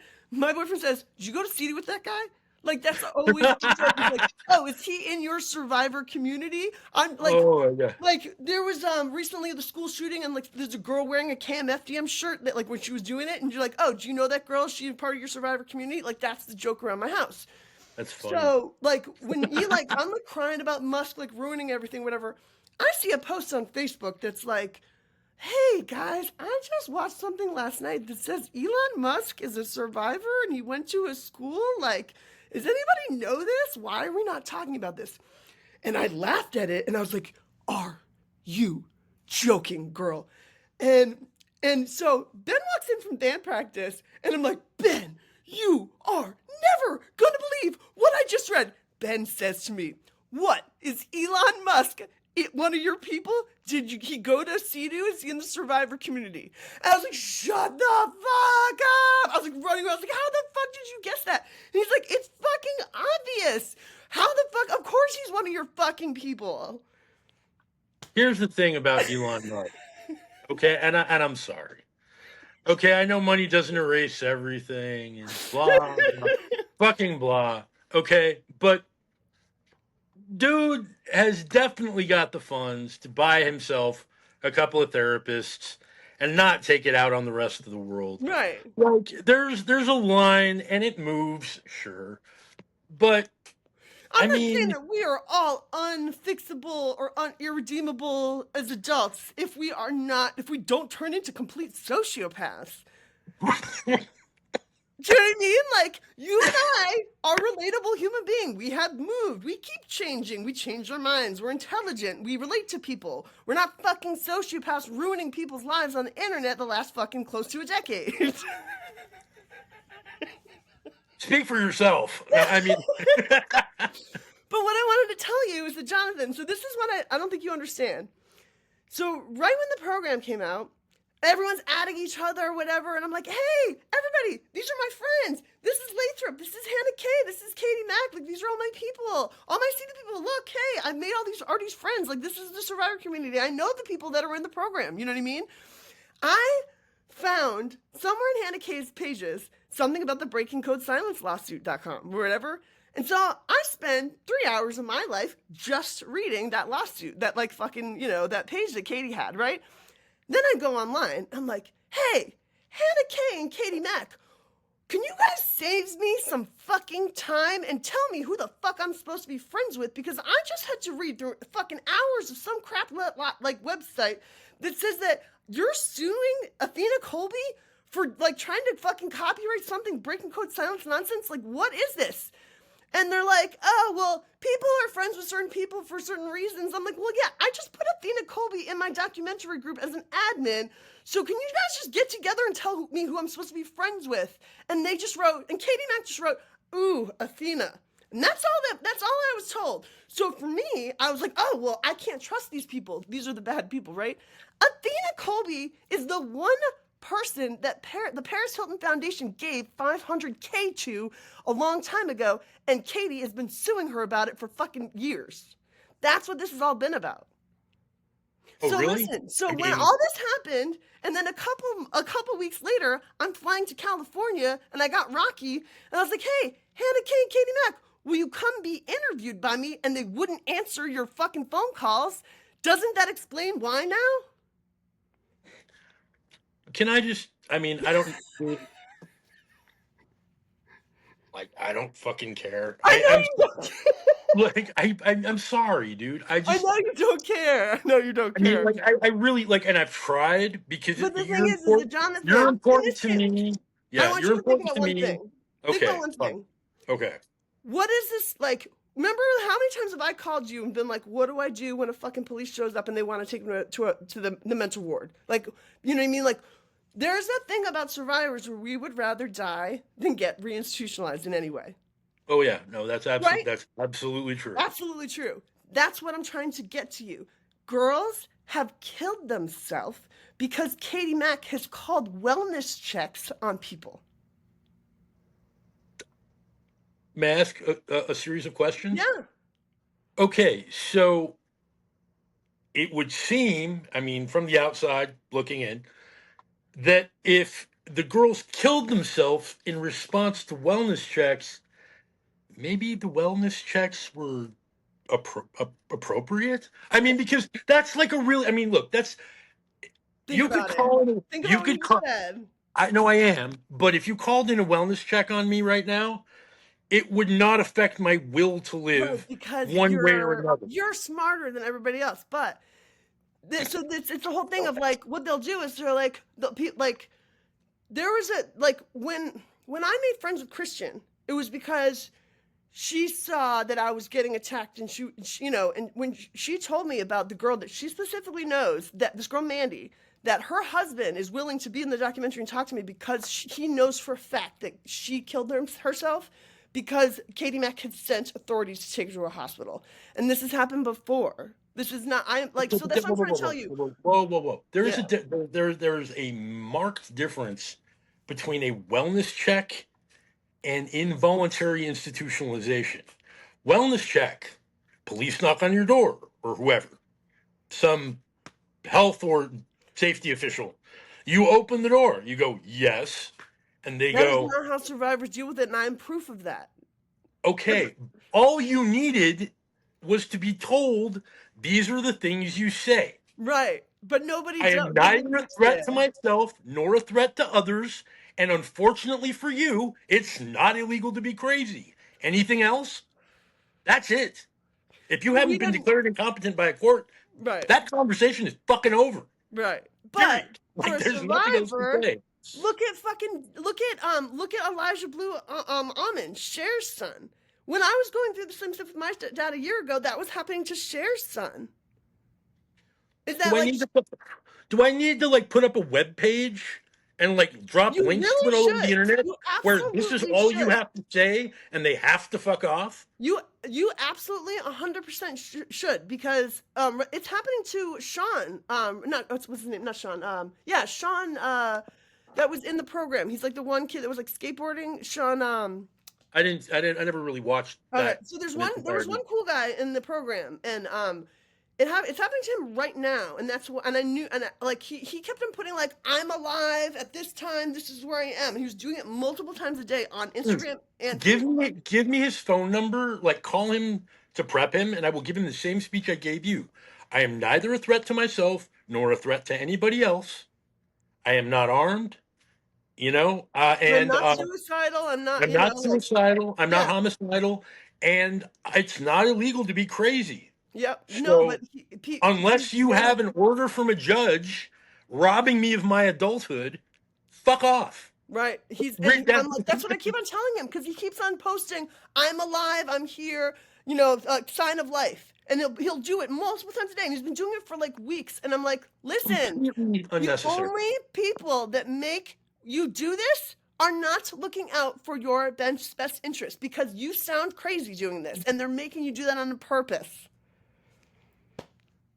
I mean, because seriously, I just keep coming back. It's federal. It supersedes any state law or, you know, group policy. Like, the fire department, we have a policy, this and that. And you'd be like, yeah, your policy is fascinating. But the law says, Right. unless you have an order from a judge that robs me of my capacity to make decisions for myself, go away. And that's what I had to do the second time, because basically it's like, so when I'm like telling him, like, he's like, of course Elon Musk was one of your people. Do you know what I mean? Like, my boyfriend has video of me from when I moved, when I like started living here. My cat died. And I ran to the neighbors, borrowed a shovel, and started digging a hole in the backyard for my cat. Where do you think I know how to dig holes, John? I don't Sea. know. I know how to dig holes or dig in the dirt from Sea. So I was using like 200% of my body to dig a hole for my dead cat while crying. My boyfriend was like, how the fuck do you know how to dig a grave that fast? When the fuck have you like buried a body before? He How big was videoed. the cat? You're right, but he was videoing me from inside the house because he thought I was looking crazy. But that's the whole thing. It's like when we had to do work assignments, we had to use, if you didn't visually look like you were killing yourself doing that work, you weren't, you know what I mean? Like in agreement. Oh no, I mean, when I was on my full time, dude, I built, okay, so there were all these trees by where I was working that were older and had like these holes in them. So I took this baling wire and made a base out of one tree, like a 4-string bass, and Oh like my God. figured out how to tune it, and I would play the tree for hours. I got pretty good at playing the fucking tree. I was almost like, it's a bummer I can't take this thing with me when I leave. Yeah, I like learned. you were allowed to be alone at RMA? No, I was alone Oh, for okay. hours on full time. Right, you were okay. That's what I'm saying. I'm sure that if some staff member had seen me, or even some student, he just spends his whole time playing some fucking tree when he's supposed to be building a wall or something. Yeah, but no, I got really good at playing this one tree. I mean, Yeah. full on walking bass lines. It was pretty cool. Yeah. There were no frets on the tree, but I managed just by, I think my left hand used to be stronger. Oh man. But yeah, I like, I don't know if I want to make sure that like we say the things that we probably missed because this is our first Oh, podcast, and I'm pretty sure that like we a lot of stuff that got cut out in the beginning because he oh, wasn't right. on Wi-Fi before. But it was that John has like just come up with a lot of things that he's told me over the last year and a half. The first one was yeah, I think we repeated it, but it was you know, you just have an attitude about this stuff that's just very different. Like, and it's mostly just because you look at it really sarcastically. But it It's was not even let me explain that whole thing, okay? Because it's not real. Like I, like well, many yeah, people that have been through traumatic shit, make jokes about the shitty things I've been through because in a sort of roundabout way, it makes it hurt less. right, Like in a way, like if I'm laughing, I'm not crying kind of thing. I'm not much of a crier anyway, as it happens. But dude, listen, there's two ways to deal with any kind of pain, TTI based or otherwise, really. And the first one is, at least this is opinion, okay? This isn't fact. But you can hold it into yourself and nurse it and fucking feed it and make it grow and it spills over and the hurt becomes anger and resentment and rage, and like just complete like it affects your ability to function. right, But if you just like let it, I mean, not let it go like it didn't happen, but drop it. right, Prod it with your fucking foot a couple times. Kick it to see if it's still breathing. right, Seriously, just be like, I mean, I'm 50 years old. All this shit happened when I was 15 and 16. I'm not willing. I absolutely refuse to let people that at the time were way younger than I am now for the most part. Like their idiotic ideas about child rearing in absentia, like absent from the parents, I'm not willing to let those fuck off my life. right, Like they're not important enough. Where they were right, it was by accident. Where they were wrong, it was a fucking miniature tragedy. But either way, it was 35 years ago. right, yeah, Like, yeah, I mean, come on, man. yeah, Like, I get that there are things that you never get over, but when nobody ever wants to fucking take responsibility for is that at the end of the day, you get to pick what those things are. right, You yeah, do. You can yeah, pretend you don't, but you do. yeah, You yeah, can decide, I'm never getting over this, right, right? I refuse to get over this. And ask yourself if RMA or CEDU or some other fucking casa by the side of hell is your fucking deal. Like, dude, do you want to give that experience like controlling interest in your whole fucking life until right. the day of your death? Like, really? Are they worth it? Was No, that experience worth modeling your life around?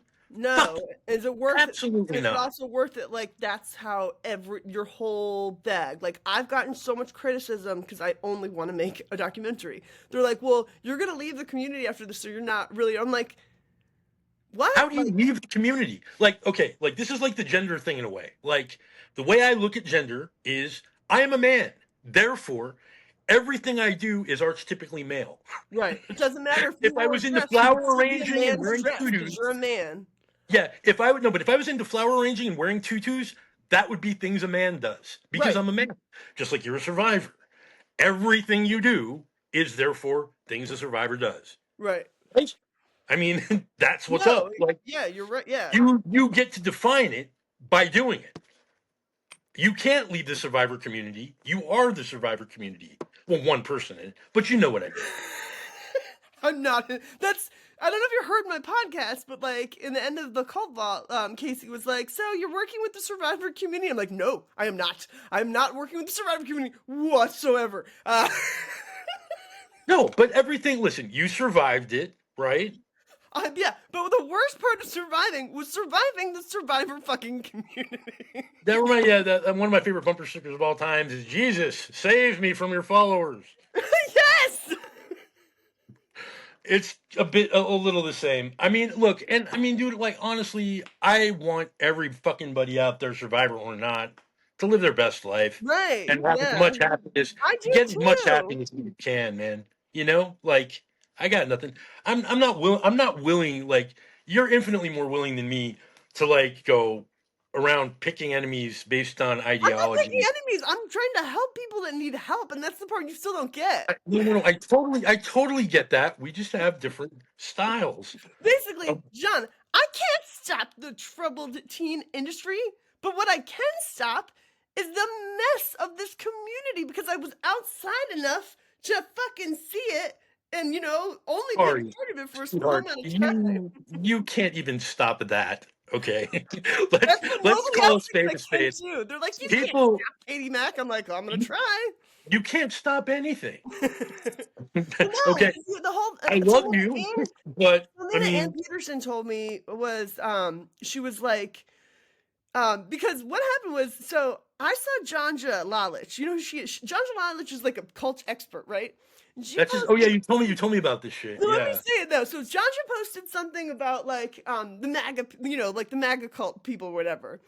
And so I like reposted and I was like, Janja, what do we do to like how do we get them like people that feel so righteous in winning to slowly get like to understand that they don't like what's happening. Cuz that's like one of the ways to like get to like deprogram people is for them to slowly like question if they condone what's happening, So I'm like, how do we start to do that when they feel so righteous in winning? So Janja writes, "Oh, do you mean the MAGA people?" Which shouldn't have been her fucking answer because if you're a cult expert, that should be a universal fucking thing. But then so I was like, hey, I was just on a really good podcast. I'd like you to watch. And she's like, oh, send it to me when it's out.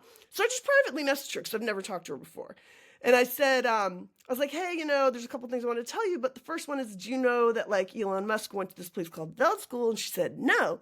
So I was like, well, and then I sent her 3 of the articles that I had read over the extensive research I've done on this subject for a cult expert to not know that this, the fucking vice president basically is a survivor.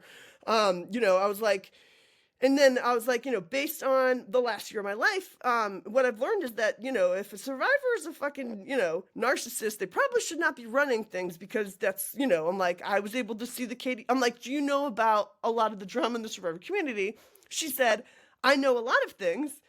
And then I said, well, the only way that I've gotten people to leave the Katie cult was asking if they liked what she was doing to their friend, me. I'm like, do you like the way that she's treating me? Do you think this is cool? Like, do you think that it's nice that Will Wolf is making bumper stickers and T-shirts, fucking making fun of me and stuff?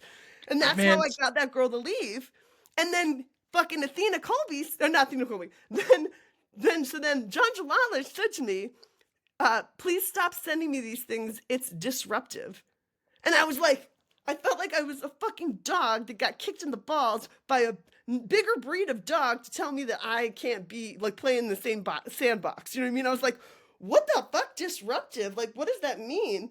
And it meant, and I know this because I've checked it out, is that she is a party to all the Katie Mack nonsense. So by her calling me disruptive was just a fucking me like showing her in a mirror. I was using her own fucking psychology to tell her that she is a part of this stuff. Okay, I mean, look, I have approached the people that you have a major problem with Yeah.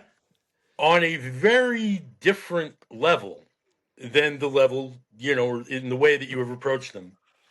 And perhaps not surprisingly, I've had a completely different experience Oh, I'm to the sure extent they're sweet to you. that I've had an experience at all. I mean, I definitely know Hannah better than Katie. I've actually met Hannah for starters. Like I've never met Katie in my life. I've had one Well, conversation Katie with was Katie. at Survivor's Prom. I don't. I mean, but I mean, and maybe I said Yeah. or something. But I don't fucking like. I can't put a face to the name. Literally, like I have no idea who she is.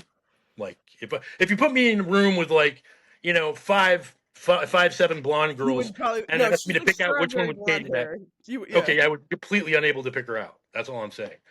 So, like, I've had one conversation with Katie about computer shit, like nothing at all to do with any surviving, and it was a normal conversation, near as I can tell, and it didn't, And I mean, like sometimes, like if she says something about computer shit, which I know a lot about, I'll be like, no.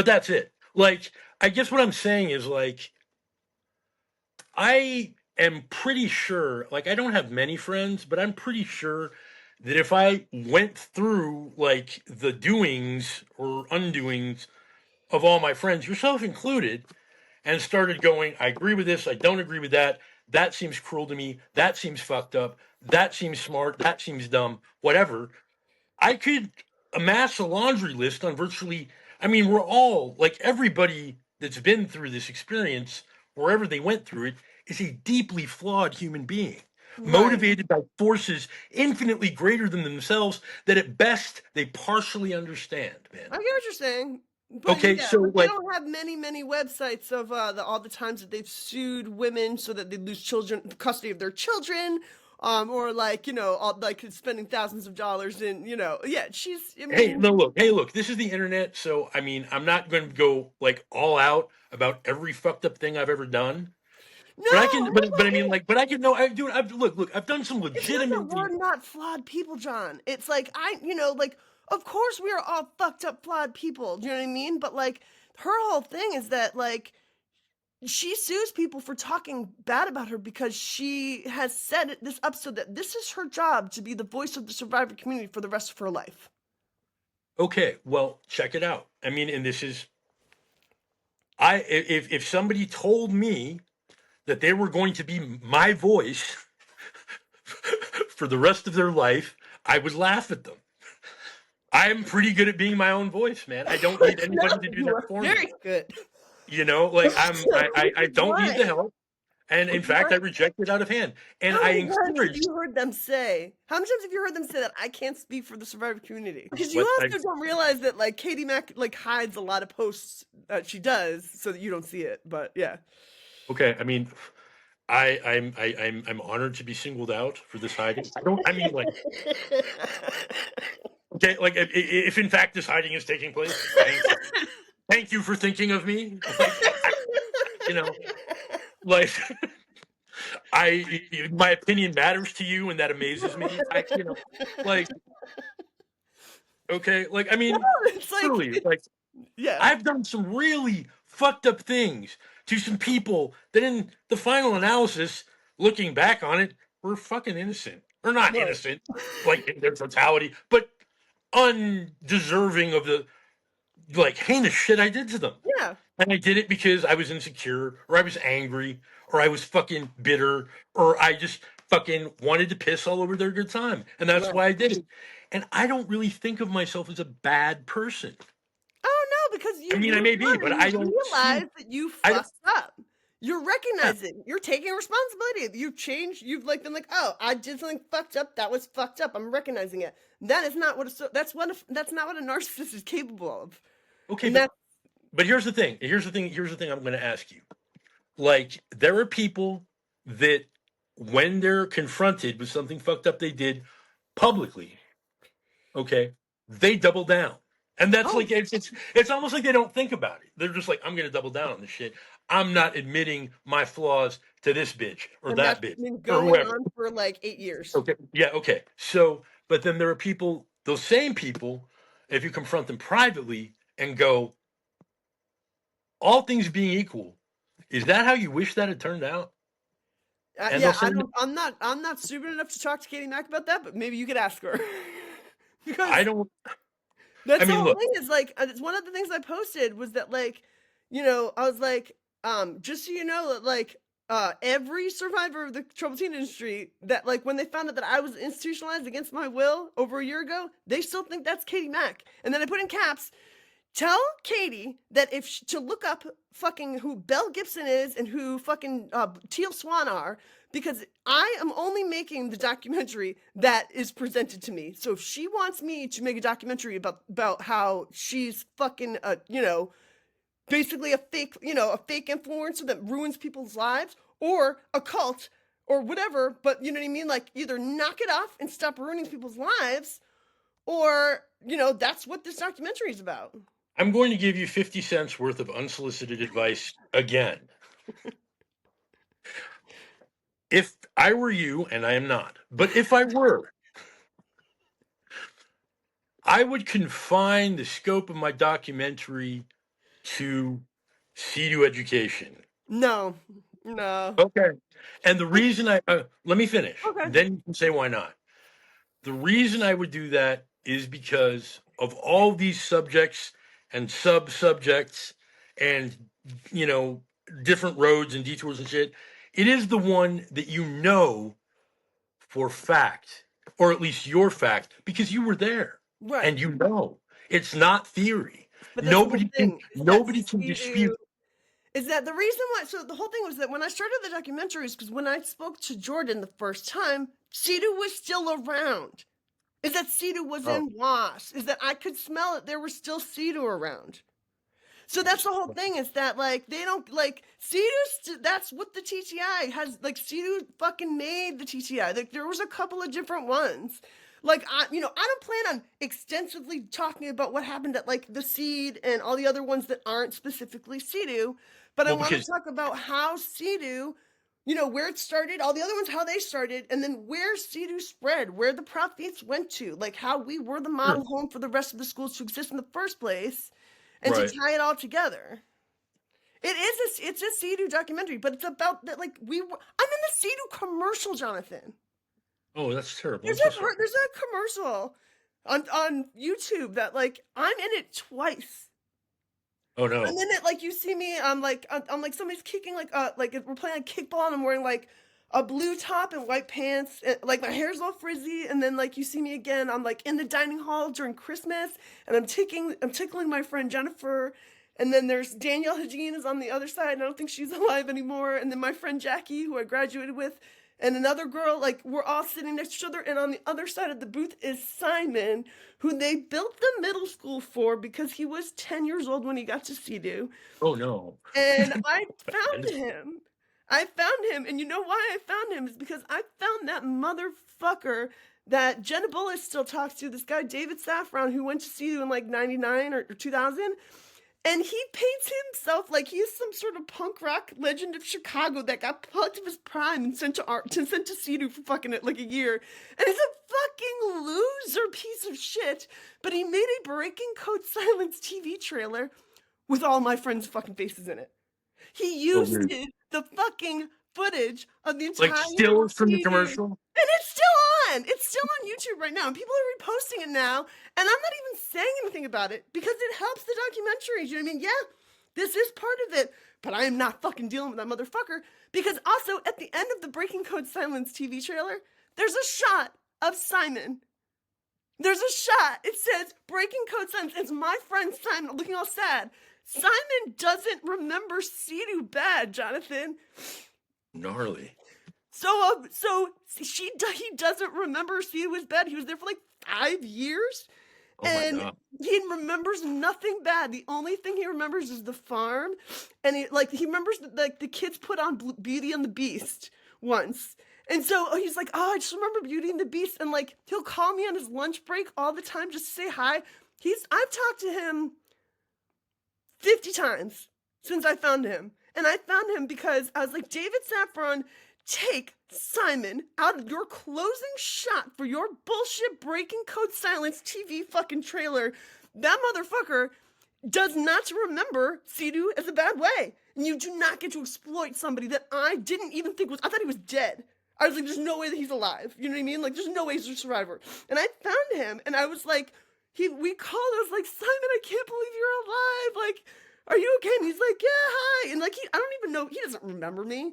He's still like, he's like about 14 in the head. Like he's developmentally disabled. Okay, But okay. like he like, we'll talk and he doesn't remember Sea-Doo bad. Like it was very different. And when I explained to him the documentary, he doesn't even get it really. He's like, I'm like, Simon, it was different for a lot of kids. I'm like, couldn't you tell that like kids that were there for really bad stuff? And he's like, maybe like, and it's, and it's like, yeah, so it's like, this was different for some people, but yeah, like, I love Simon, like, he's a sweetheart, and, like, he called me all the time, and I try to answer as much as I can, and I'm just like, hi, like, we'll eat lunch while we're just talking, because he'll call me on his breaks while he works at, I think a Lowe's, and he'll call me on his lunch break, he gets, like, an hour for lunch break, and so, like, yeah, it's, so I'm Well, like, I mean, Simon, I will be your friend for the rest of my life because we were also on bans from kids in the middle school.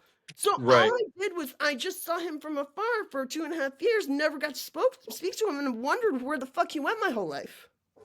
Well, Kari, like, I mean, I see you as, and I mean, I have very little of this personality trait, honestly. Like, I'm not much of a crusader, man. Like, I'm just not. I mean, I've read about there were 3 crusades plus a children's crusade. They all ended in disaster. Like everyone, you know what I mean? Like, I mean, like all these white people were like, "We're going to take the Holy Land No, back from the that's why it's Moors." like Jackson told me, like that's why like I'm gonna have Jackson. He even told me that there's in the album that he's putting out that we're putting out for him soon. There's a song called "Kindness is Power." It sounds like Devo. It's like he tried to make like a Devo song on an acoustic guitar. Imagine a Devo song on an acoustic guitar, and that's what it sounds like. Dude, I bet every single Devo song started on an acoustic Well, guitar no, but it's or like like a piano keyboard. Yeah, yeah, I but mean, it's like so no, no, no, no, no, kindness is power, and it's just like it sounds like really robotic and like Devo-y or whatever. And he when I told Jackson, I was like, Jackson, I want to write a fucking rock opera about the last year of my life that's based on the Wizard of Oz plus Pink Floyd's The Wall, kind of Alice in Wonderlandy. And I was like, do you have a song that you can give to it? And he gave me that song. So like I've also been like telling people like when we're fighting like people like the MAGA people, kindness is power, education is power, like don't fight because fighting is just doing what the other people are doing. You can't control other people. So all you can do is just be kind. And it's like, that's it. Like kindness is power. If Katie, you want to get mad? You do not have power over me anymore. I'm not trying to control you. So goodbye. Like, I'm not going to give you any more energy because I don't care. I'm not in the Katie Mack cult. So therefore it's not my problem. I mean, I have this thing that I do with people when they start saying shit that I either don't agree with, don't understand, or don't care about. And it's kind of like I stop analyzing their words for content, and it just becomes like a pleasant noise they make by passing air over their vocal cord. I can be like, "Oh yes, no, totally, absolutely, I'm certain you're right. Whatever, I don't." There are so many aggressive dipshits in this beautiful world of ours, man. There's so many. And I don't there's only 24 hours in every day. And if you're going to take up arms against every aggressive dipshit, that'll be all you do. I All know. you do. There's just too many. We're outnumbered. Like it's No, hopeless. and that's I'm just like, and it was Jackson too. Like when I was fucking Jonathan, my girl, that fucking Brittany. So when I met Brittany, for the first time, and like we were like girls, and then I introduced Brittany to Lola, and like we were all girls. Like I was like they were like my first triad of bitches that I was fighting the TCI with, right? And then Brittany was like, Paris is gonna be in DC. You gotta go. Again, this was 2 months after I filmed. Because it I was like remember I remember. Yeah. and then it was like, and it was like, oh, I have to. And I was like, texting with her fucking assistants because I know that they also have 203 fucking numbers. And they're like, oh, they're like, I'm like, oh, thank you for coming. I'm like, I just feel sane for the first time. Do you know what I mean? Like, I feel like, like, I feel sane. Like, you guys know who I am. You know that I was in the hospital. Like, I'm coming to see somebody that I know. Like, it was personal for me. Like, it's like I'm gonna go see somebody that I know in DC who is the fucking biggest person that everyone knows that we are the Paris Hilton, issue. And like when I realized like we were in like everyone was still walking around DC like like playing pretend DC and they'd all watched that video. They'd all watched that video that said she But wasn't coming, and I still hadn't watched it. And Brittany was like, so I'm like, oh, is Paris coming? And they're like, you didn't watch the video? I was like, I was driving. Why the fuck would I watch some stupid video on fucking WhatsApp if I'm driving to DC using Forget Here? And I was like, and then I didn't watch it until 2 in the morning.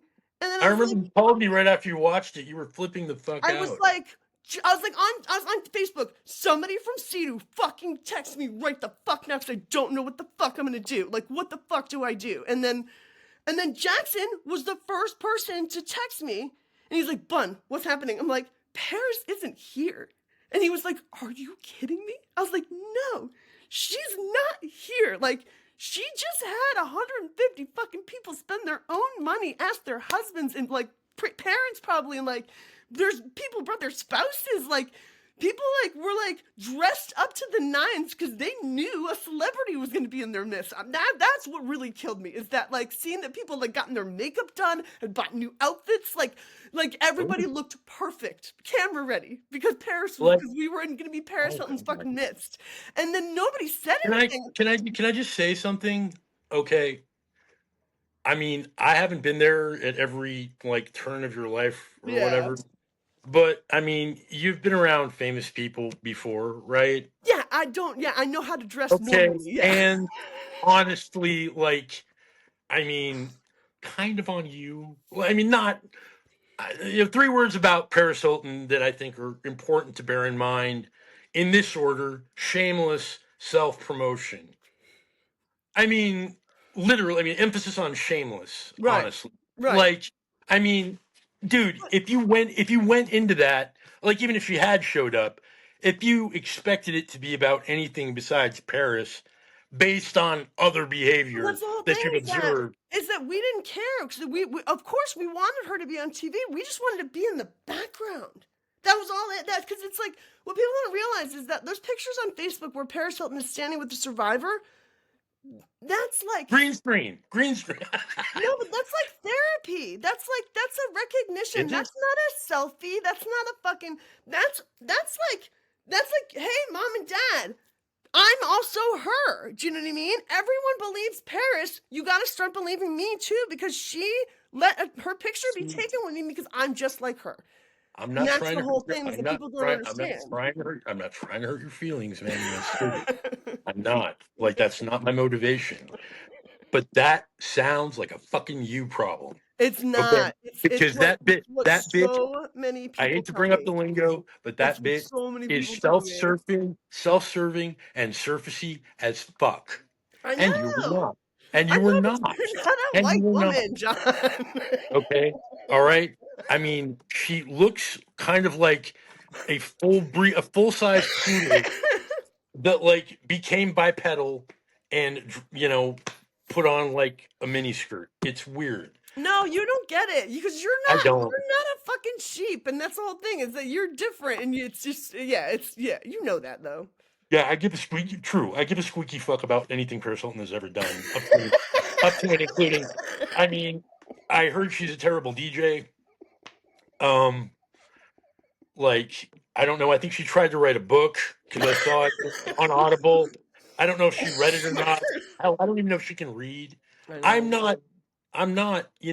Like I realized like that was right when I was first getting to know you, and I realized like how much that hurt. Like you were like it hurt you. That hurt. That was like, no, but it hurt me personally. But what it, I mean, it was like nobody else said anything. That's what made me mad. And when I found out, and I was like, I got on WhatsApp, and I'm like, if there's a survivor awake, please text me. And this one trans man texted me, and he's like, hey, what's up? I'm like, I just watched that video, but I'm finding out that all you guys watched that video and still showed the fuck up. And what the Why? fuck did you do that for? Do you know what I mean? And they were like, oh, Paris, he was like, oh, Paris uses us just when it's convenient for her or whatever. Like, that That's what I actually, mean, man. Shameless. he even said that message has been, we actually think that message is recycled, that's an old video because this has happened before. Oh, crazy. And then I That's was like, wild. that's when I was like, wait a minute. She's been a horrible fucking mother to all of you people. I'm like, I'm not a fucking mom. I've never had children.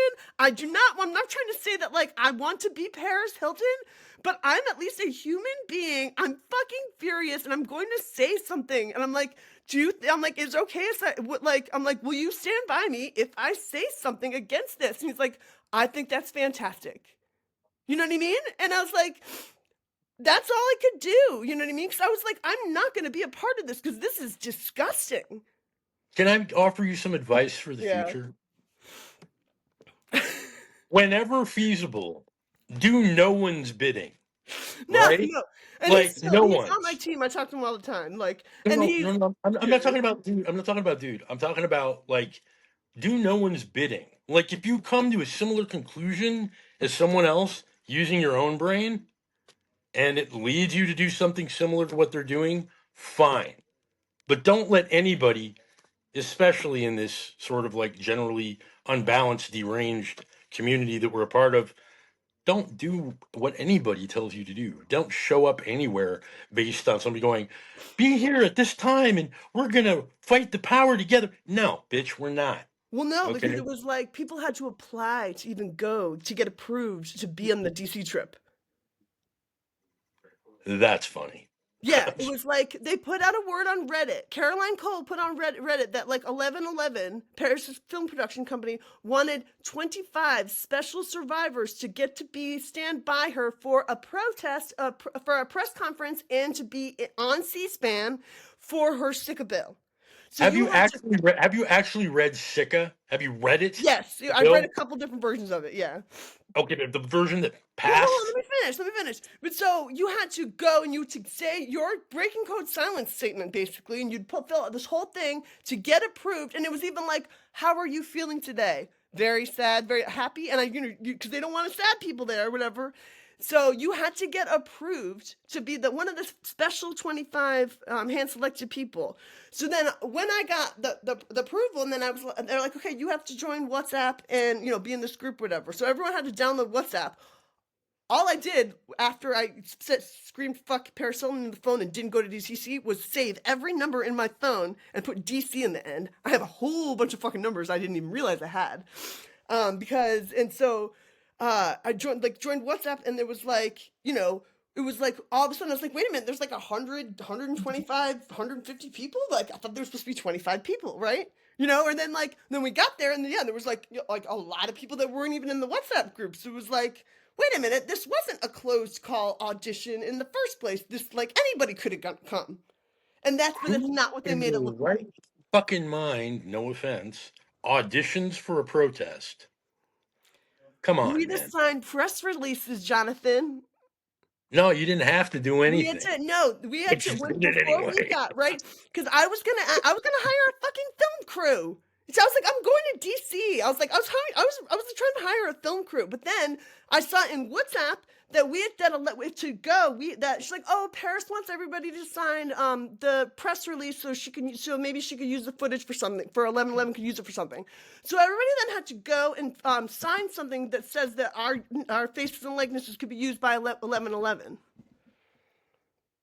See, this is why I'm glad I'm just not like involved at the level that you are because I just haven't the patience, man. Honestly, Right, because it's horse shit. And then people were like, "Oh, you're causing drama," and it's like, "No, you guys have been fucking sheep for too long, and this is not happening anymore. Stop it." no, I mean people see, and that's why I just kind of have this. People, they do what they do, and they're Right, bullies but and when relax, basically, and they do it Jonathan, anyway. And when you were like, "Is fuck Katie Mack the platform that you're willing to die on?" I'm like, "Yeah." You know what I mean? I'm like, you're like, and you're like, I'm no, like, no, no. yeah. And the answer is still yes, because you're like, you don't, I don't think you get what's been going on for so long. And it's like, Maybe I don't, but I don't yeah, want these to, people so I'm needed, good. and that's not a help. Nobody was willing to help.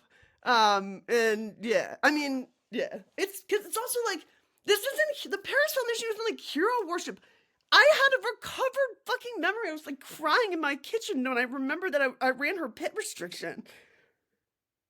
Like when Dude, I had to listen to the Cult Fault over and over again, I'm listening to myself talk about Paris, and I'm like, oh, the reason why I was standing next to her for that whole week when I was fucking, out for a year, it wasn't because she liked me. I told myself that lie when I saw her on the side of a bus so that I wouldn't feel guilt. And I made okay. myself forget that I made myself, since I was 21 and I saw Paris on the side of a bus, I remember driving and being like, you made myself brain, no, you did not fucking run Paris Hilton's pit restriction. That's it. You were just her big sister when you were there. You didn't run her pit restriction. And I just remembered that like a week ago. Okay. Okay. So, yeah. All right. I love you. I do. I care what happens to you. I want you to be well. But yeah. And fuck, man. Like, Yeah. honestly, dude, you need, like, I would take maybe 15% of your crusading spirit and adopt it if I could. I can't. I won't try. But if I could, I would do that. But I would give you like 30% of my who the fuck are you and why are you talking to me? You know, like No, you I need that know I'm a back. crazy person. You know that. You know No, I I know, deal but with moral you need crazy. you need to put like some, I don't know, framework or like architecture in your head for vetting dipshits, I because know. the impression I've gotten over the last year, sweetheart, is oh my god, what a fucking, I mean, the number of calories you must burn just talking to these insufferable morons, just fucking wow. Like, I mean, and if you go through it and like start cataloging 6-hour conversations in your fucking head, not counting this one, of course, you would be like, fuck, man. I mean, you burn calories every time you talk, which seems like a passive activity, burns calories. No, You like probably River was wasted like like he an hated the entire grocery documentary so cart of much that food. he was like watching me like he's like this is like fucking killing you. He's like doing this documentary is fucking way too stressful on you, and he's like because he hates the documentary, and he's like. And he's like, it's not that like he's like, it's like this is so stressful on you. It's like it looks like it's killing you. It's like, and it's like I This get it. isn't, but you admit though on some level, or realize on some level, that this has nothing to do with making it. None of this has anything to do with making a documentary.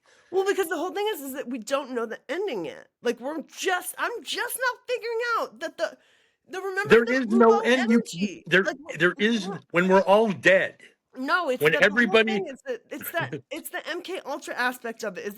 That's the part that I figured out, and I really just only figured it out a week ago. So it took me a year to really figure out what the documentary was about. Is what I'm trying to say.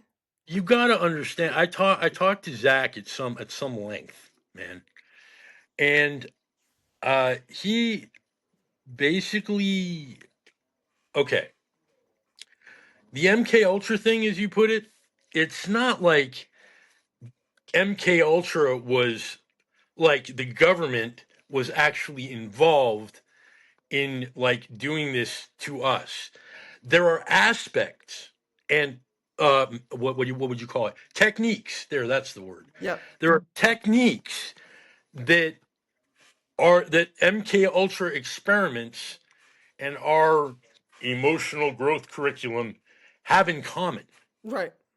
Okay, but any uh any direct, like, you Yo, know I understand that. I get what you're okay, saying, and that's okay, almost like I understand that. That I don't think that like of course I don't. There's still staff in the documentary group that I talked about MK Ultra in. You know what I yeah, mean? Like Randolph, like the guy Randolph who was like the vice principal of CEDU. He watched the video in my documentary group where I talk about MK Ultra, and he reposted it, and I allowed him to. And I was like, just so you know, Randolph, I do not blame you. I do not think that you knew that this was happening. Like, I don't think that, you know what I mean? Like, I don't think that, like, I don't think that you. you got to bear in mind also that, much like the way parents and kids, like, you remember we were talking earlier about how parents and kids, like, the relationship used to be fundamentally different. Like, parents used to basically own their kids. Right, They don't anymore right, at all. Like, you can call the cops on your parents now, right. and that was damn near impossible to do when I was a kid.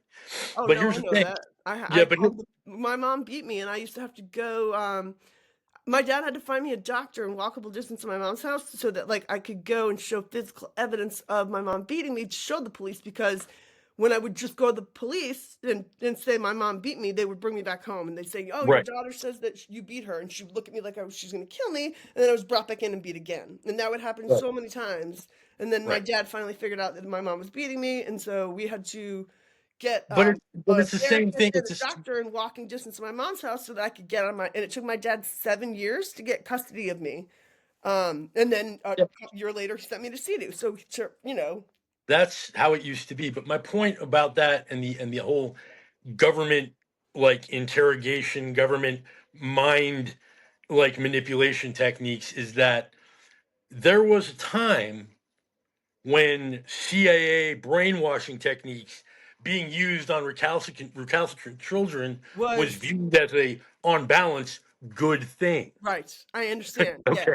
It wasn't exactly. like I we're going to understand. fuck these kids up and turn them Right. into I don't super think that soldiers there's or some any shit end like that. purpose is what I'm saying. It's not like this is Yeah. a conspiracy because we are a fucking Manchurian candidates. That's not what it is. And I think Right. that I think there's people that are like running around saying that like we are being watched or we Yeah. are I think that's not I don't think that's real. I really don't think that's real. No, I don't either. I I don't don't think either. there's some huge like farther conspiracy that like too many people ask me if Evan Wright was an inside job.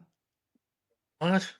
You know what I'm talking about, right? Yeah. Yeah. The guy who killed Everyone thinks himself. that that Evan didn't kill himself. Everyone that calls me about Evan, they're like, "Do you think that that was an inside job?" And I'm like, "I don't, but that's what everybody does. Everyone has asked me that, but I don't think so." My question in response would be like, if you were trying to kill him to keep him from saying what he knew, would it not make infinitely more sense to do it before the documentary was finished as opposed to after? Well, no, and especially like him killing himself Like, 24 hours after his documentary came out is yes. like a farther martyrdom than like you know what I mean. Like if I'm like I really want to ask his wife politely, be like, I want my documentary when it starts. That gunshot. That's the start of my fucking movie in memoriam for of Evan Wright. Like you know what I mean. And then Well, make sure it doesn't suck then. right. No, it has to be and it has to be worthy of that, like it Yeah. has to be worthy of something that's like we just lost our generation's Hunter S. Thompson that hated when people called him that because he was cooler than that. You know what I mean? I'm like, we just lost him. He He was gonna wasn't be a he fucking wasn't colleague batshit of crazy. mine. He wasn't batshit crazy, you No, know? and that was the whole thing. Is my friend Eric, he was also a professional photographer in the Marines for the war that Evan Wright was a guerrilla journalist for. When Evan wrote Generation Kill, my boy, who was on my team, that was his colleague. Like he knows him from journalism. And so, because he was a war photographer in the Marines. So when I told Eric, I was like, Evan Wright just shot himself. He was like gonna be a fucking colleague of mine because Elizabeth Anderman, I found her and they were friends. And he was like, Evan Wright was a survivor. I know him from the fucking war. Like the professional world didn't know he went to the seed, and even said in Teen Torture Inc.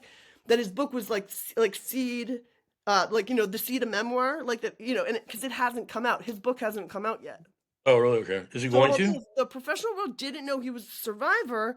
The first time they did is when his last tweet. His last tweet was something like, when I see when I see the people that the survivors of the troubled teen industry, I always think those are my brothers and sisters. And then I see that Paris Hilton is also a survivor. Yeah, I guess it's one big fucked up family. Paris Hilton's my sister too. And then he killed himself.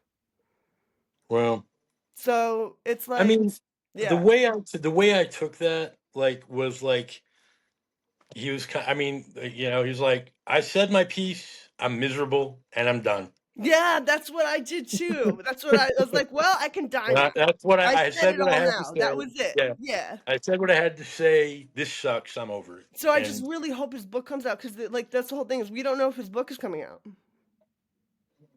well, I mean, it would probably be up to his next of kin. It's yeah, no, And it's up to his wife, and so that's the whole thing is we don't know how his wife feels. So probably very, very sad, man. yeah, Like, assuming he was a decent guy and they had a good relationship, and like, yeah, I mean, I would imagine that's heavy as fuck. Like, no, I would yeah, think he's an amazing. You like Chuck Palahniuk, like the Sex, Drugs, and Cocoa Puffs, like that kind of style of writing. Oh, That's how he Klosterman. wrote. Yeah, I love Klosterman, That's dude. how he writes, dude. Yeah. That's how he's like that. Like he's like And that. it's He weird you writes bring like up that Fight book Club. because if I could actually like start a friendly relationship with somebody that is roughly my age and lived through the same type of shit I did, like he's from North Dakota. Chuck Klosterman is, if I remember correctly. Like he like spent like his early. He moved from okay, so he was a kid in small towns in North Dakota, the Midwest, and then he moved to Chicago to write for Spin when he was about 20 something, if I remember correctly. And I was actually in the Midwest at the same time. Oh, Oh. So like some of the shit he's written that I've read, I'm just like, I totally agree with this. Like it hits me the same way it hit him, you know? Right, right. Like Yeah. like Britney Spears, like he interviewed her and he wrote an article about the interview, if that makes any sense. No, no, that makes a lot of sense for him to. Of course he would. Why Yeah, wouldn't he's he? just like Yeah, because that would he's have just to be like 2 interviews. If you were interviewing somebody like that and you're that kind of a writer, of course you'd write 2 stories about that. yeah, he did the interview and then he did The his the experience article about doing the that interview. Yeah, interview. where he's just like, this was so surreal. Like everything about this experience was completely like, is this really happening? Like she's like a Pepsi promoting blow up doll that no one is allowed to have sex with. Oh my god. What the fuck? You know, like I mean, it. Yeah, it. I don't mean, he's one of my favorite. Chuck Klosterman is one of my favorite No, but writers. that's how Evan Wright was. Like he was that kind of a writer, like he was the best of our best, and he died before we could ever fucking meet him. Yeah, Yeah. that's you know, it's depressing, but when you think about it, that's true of most cool people. I Like, know, that's why Zach is so fucking important. You know what I mean? Like, so many people have told me, like, oh yeah, I talked to Zach once and he was really, really cool. Like, people love Zach, and it's like because he's fucking nice. Because like if you reach out to him, he'll say hello. Like, that means a lot to people, like the fact that like I was able to talk to him multiple times for hours and he was just cool with me, and like we were just shooting the shit, yeah, like. Zach's not. I mean, he's an elitist in a way, But he's not. He's an but it elitist. doesn't. He'll only talk to you if you're fucking cool. If you're a relatable person, or if you're just ready to, you want to trauma dump on him and like, no, he's not doing that. But No, like, no, he's got enough if you're trauma like to a last real him a million years. person and you're trying to relate to him like a real person, he'll talk to you. I mean, I'm proof of that, and the people that I know are proof of that too. Because like, I'll hear the people that I'm like, oh yeah, I've talked to Zach. I'm like, that makes sense. Okay, but when I feel the people that Zach won't talk to, I'm like, yep, that makes sense. This all checks out. You know what I mean? Like, because If I yeah. could do you one big favor, and I kind of doubt that I can, because he's got a lot going on. Like his Oh, hands are very full of his own life right now. But if I could, like, once you get something more like sort of mapped out, like I don't even know about editing, but if I could get him to be a producer and sort of like if I could just be like, Kari, listen to Zach no matter what, even if it doesn't make sense when he says it, let him put together what he's talking about before you go yay or nay, right? right. Like that's what I would do, because he's really like not only does he know what to say, he knows what to leave out. Yeah. And that's like a big secret to how well he communicates with Well, people. also, the experience at RMA and Cedar were night and day difference. Like, you get that, right? Like, and so Yeah. it's like, so like I can't read his book. You If I can't? like, I tried. I really tried Sorry. really hard, and I couldn't read Like it because I'm it was not do you have an Audible account? no, no, you don't get it. It's not about reading. No, no, no, It's sugar. too triggering for No. me. I can't That's not what listen I'm to it. It's like that's the not story what I'm, is dude, yeah. I don't know, I think I told you this. You do that There he is does a the raps and stuff. I can't by listen to that. himself, No, man. I know. I would By never be able to listen to that. himself. I wouldn't be, It's fucking like I don't give a fuck about anything. And I got the hair on the back of my neck stood up. I was like, how are you doing this? yeah, Like, how? I wouldn't be able to listen to it. It's It's like fucking gnarly. I can't do it. It's the Like same it's thing with like, how many people can't watch the program. dude, it's I mean, honestly, like if I could nominate him for like a what do they do for No, no, I get it. No, no, but it's like it's Lawless doesn't watch the incredibly program. You haven't it's watched the program. I that's because every time I try, I'll tell you the truth. Every time I sit down and try to watch one of those fucking documentaries or like series or whatever, I'm just like, cry me a fucking river. Honestly, because I'm like, And that's how I feel. And that's how I feel about Zach's book. yeah, Yeah, because that's not how I feel about it. Like, to me, it's all just negative, negative, negative, like, And I'm like, that wasn't my experience. So for me, when I can't read Zach's book because it just wasn't how I felt at all. Like, I don't relate to it. see, the thing about Zach's book is that it's not actually all negative. but see, like he has experiences very similar to mine, probably because we were there at the same time. Right. But there are moments, Right. like things will be shit, incomprehensible, shit, craziness, shit, and then a moment where Yeah, it's but like, also like I tried like I tried like the beginning and like I tried to like look through it, and I couldn't. It's not. I don't think like Zach's not a good writer or anything. Like that's obviously not. It's just I couldn't relate to it, like, because it's like about, it just I just had such a different experience. Like I can see that it's like similar, like a lot of the lingo's similar, the feelings or whatever, but like it just doesn't. It's for me, a girl going through this, where most of my trauma was my mom dying and being in a weird cult. Like it was just so like the flavor between RMA and Sidu it was just sure. so fucking different. Well, I can totally see that. I It can was, totally but see I gave it that. to my brother because Griffin was only at RMA for a few months and then got sent to Ascent and then was at NWA, but he never got to go through a Prophet, and he's always wanted to know what the fuck they are about. So much so that I'm convinced that he's followed like Tibetan monks and fucking this woman called the Holy Mother named Amma around to like all over the world, like India. Like he like is a soul searching person because I think because he never got to go through the Prophets. Really? Yeah, and that's something that happens with other people. It's something I noticed, and I think that that's why Lathrop Liebrook sucks so bad, and why Katie Mack sucks so bad, is because they only went like Lathrop. Like I didn't even go through a prophet, neither did Katie, and so Wait, they're just how really how fucking mad long was about how shit. long was Lacerp there? Lathrop Liebrook was there for like 3 weeks. Really? Yes, she Like that's never even it? went through a prophet. What is she fucking complaining I about? know. 3 weeks? Really? Like, are you She's there sure? for like 5 minutes. Wasn't wasn't Everyone he? talked to her.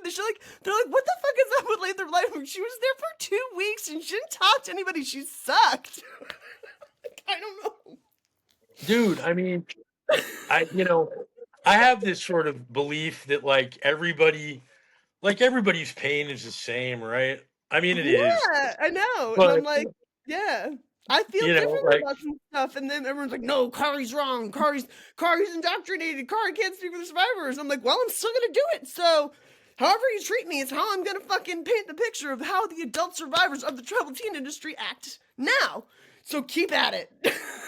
dude, you know, honestly, like, I mean, I don't know, dude. Really? 3 weeks? Yeah. Like 3 weeks? Yeah. Okay. It wasn't even a month. Okay. I'm just like, fuck. She never went through a prophet.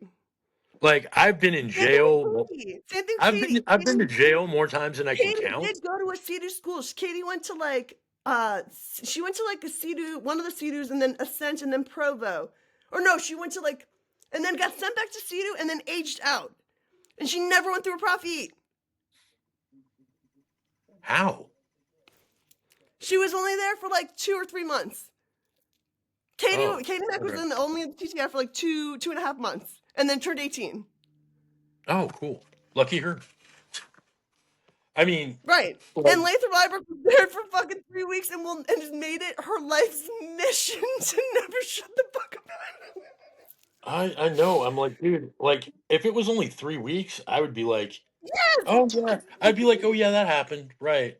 Yeah. Like that was a thing, I guess. No, Totally. what Lathrop did is when she got to RMA and was in the like the building, she saw like some sort of knife or something, and she fucking sliced her own wrist in front of fucking all the staff and her parents as a cry for help, because she had just found out that she was going to be in RMA for 2.5 years. So then she got sent to the hospital for a while, and then got sent back to, I guess, and then I don't even fucking know whatever else happened, but she was only on the CEDU campus for a couple weeks, and then that was it. Yeah.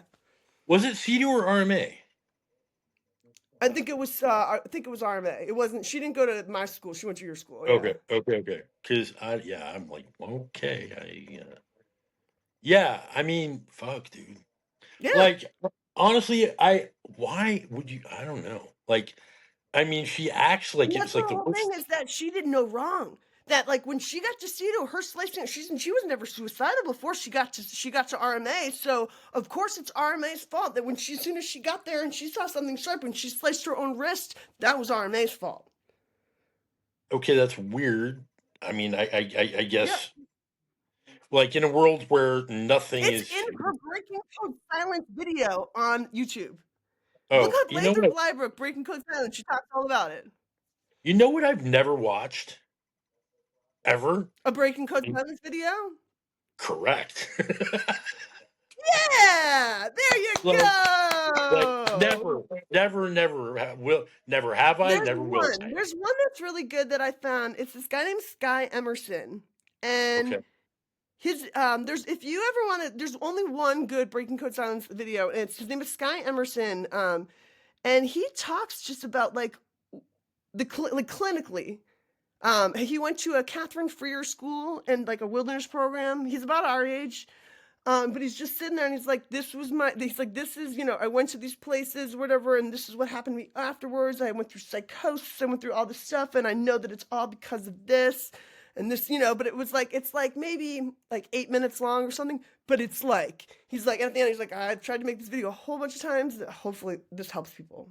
You know what I mean? And like, it was like, what was really cool is like, he says, and like, basically the therapy was the amount of like, adults screaming at us while loud music was playing and us crying and then having like an adult hug us like while music was happening, and I was like, oh, that sounds like Sidu. Do you know what I You mean? know Like, what? You know what only happened to me one time the entire time I was at RMA that I can remember? I guess I like radiated even back then, kind of like, don't fucking touch me, dude. right, Like, like it like was, yeah, I think I got one hug from Ray Kreider once, and it was like he was like, yeah, and I was like, me, and he's like, yeah, I was like, no, dude, that is not for you. Do not touch yeah, me. I mean, I don't. Ray wasn't even super creepy. Like I didn't ever feel like he was like copying feels off of anybody by hugging them. Like I think he was sincere, but that's not. That's never been right, okay with. Like you can't fucking scream vile shit at me for 45 minutes and then come over and hug me because I will kill you. Like right, that's not cool. Like because that's schizophrenic, isn't it? To scream horrible shit at somebody? Like in the real world, if you scream horrible shit about somebody and then go over and try to hug them, there's something fucking wrong with you, right, right? yeah. What the No, fuck and is that that? also proves why so many survivors like ask, like, why do I always have abusive relationships afterwards, or seek out people that are abusive to me? Or then that's the whole thing, is because our brains, like our maps, emotional maps were set out that was okay. So therefore, like we like if like we like and that hasn't happened to me, but it's happened. I've heard like a lot of like people like just follow bad relationships because they always like, you know what I mean. They like basically ask, they like look for people that are gonna treat them like shit because that's what they're used to. You know what's fucked up, man? I've been spending a lot of time recently. Like, this is the first time in my life that I've ever not been in a relationship and not been actively, like, sort of seeking one. Right. Like, I'm not in a relationship. I don't want to be in a relationship. Not looking for a girlfriend. It's just not a thing, right? Right. It's not a concern of mine at the moment. And I have a really hard time making up my mind about some of the ones I've had in the past, like reflecting on them. I mean, they've all been like wretchedly dysfunctional in one way or another, and like every single one. And there are some of those. I mean, honestly, like in some of them, I really do believe that if there was an abuser, it was me. Right. No, You I know would what? take responsibility for that too. I have been You an know what? I mean, asshole to like every it I've was been an fucking me. asshole in every relationship. Yeah. And like, but then the flip side of that though is like, I mean, and this sounds like a really achingly stupid thing to say, but I don't feel like an abuser. Right. Like I don't Exactly. Of course. I don't wake Yeah. up in the morning like hating my life and looking for someone to take it out on. Like that's not me, dude. Like No, I've but never I know exactly. Like, no, Ben, but like this whole thing with my boyfriend, he's like, this whole, your documentary's been, he's like, like, because, but it's like, because we don't know how to control our emotions. We don't know when to not tell the truth all the time. We don't know, you know what I mean? Like, we're very good, like, we're fucking we would be really good FBI profilers sometimes with people. But so, like, especially in relationships, we're somebody and we see something that is, like, obviously fixable or a flaw or something that, like, we just feel like, "Oh, we'll say something," and it'll be like it'll kill people sometimes and feel really hurtful, and we didn't even mean to. I mean, like the last relationship I had, dude, I did not feel. I Well, mean, that there was last some. relationship you had, I mean, like, it was with another survivor and, like, you know. Dude, it's really amazing. Like I finally was like she, I don't know, she went through all this. Like she's been in treatment now for like 4 months or 5 months or something, and she just like she's created like what I perceive as being like this alternate reality around what actually happened. Right, Like I'm just like, you have all these things you're hung up on, and they don't mean shit to me. right, Like I don't like I to me you're ignoring some very basic, obvious. Like I mean I don't like I even asked. I mean I can't get any answers. I mean she is a narcissist, but like I can't get like I even asked her straight up. I'm like, okay, and this is how you know. I think this is the best way to tell if someone's a narcissist. Is like ask him, be like, okay, imagine you're me and I'm you. right, What would you do? What would you do better? What would be right, different? Okay, like take what you know about me and put yourself in my position. What would your response be to me doing what you did? right, You're me, and they can't do that. They literally can't do that. right, That they just gloss over it like you didn't even. It's not something they can do. right. Because everything's about them and they are who they are and their agenda is their agenda and you know what I mean? And there's like I've had to put the last relationship I had into like this category where I'm like, you're never gonna get any closure on that either. Add it to Yeah, the add it to the long list, motherfucker. You know, yeah. like it's too bad because like I really a liked her, b loved her. It just was not, No, I did that to you know. I feel like I did some somebody who's now in the Dropkick Murphys. All right on. Well, at least you didn't hold him back any. I No, mean, you I know. made him join that band. He was like just going to college to be an English professor, and like he was already like a bunch of bands wanted him to be in their band touring and stuff because he was like a session drummer already like Oh, while cool. he was in college. And I was like, he wanted to marry me someday, and I was like already living in Philadelphia, and I was like, he was like 19. I was like, okay, if you want to marry me someday, go fuck 10 women and like quit college and join one of the fucking 10 bands that wants you to be in them. So a year later, he texted me and he's like, I'm at Warp Tour next door, and like he was in Jersey and the Warp Tour. He's like, yeah, I just got on Warp Tour with the Dropkick Murphys. Will you come see me? And I was like, fuck, why wasn't it more specific? The Dropkick Murphys, Jesus Christ. I mean, I'm not. And then I'm that not was in love my with the life for a bands. few years. Oi, oi, oi. And I was like, I can't handle this anymore. No. But yeah. But so yeah, no, but so like I made him I like guilted him into becoming a more of a man by telling him to join a band and then left him after I didn't like it. Wrong band. Oh, come Yeah, on. I mean, I just couldn't handle it anymore. What happened was like he came back from tour and he's like, "Oh, England was great. We met fucking Frank Black. You know, Frank Black's going to play on the new Dropkick Murphys album." No, he's not. I can't be around from that. No, no, no, no, No, no, no, no, no, no, he would no. never do that. He would never do that. I don't know if it ever happened, but they were talking about it, Ne- and I was like, "I that's blasphemous. I'm out." I broke up with him because of that. I broke up with him because of that. I have a Pixies tattoo on my boob. I'm like, I broke up with oh him my because of god. that. I have a tattooed tit saying number 13. So I'm like, yeah, no, no, no. I'm not being part of fucking Dropkick Murphys playing with Frank Black. That would never happen. I'm sorry, dude. Like, yeah, I would be as likely to play on the next Bjork album, No, I don't know honestly. if it ever happened, but they're both Boston people. That's why. Because the Pixies are from Boston, and the Dropkick Murphys are a Boston band. They're from around, Really, yeah. really from Boston? You didn't know I, that? No, I think of the Pixies as being from Minneapolis, man. No, they're like the Pixies, the Breeders, the Belly's from Rhode Island, but like You Juliana can't tell. Hatfield, No, no, no. Lemonheads. You can't tell me the Breeders, dude.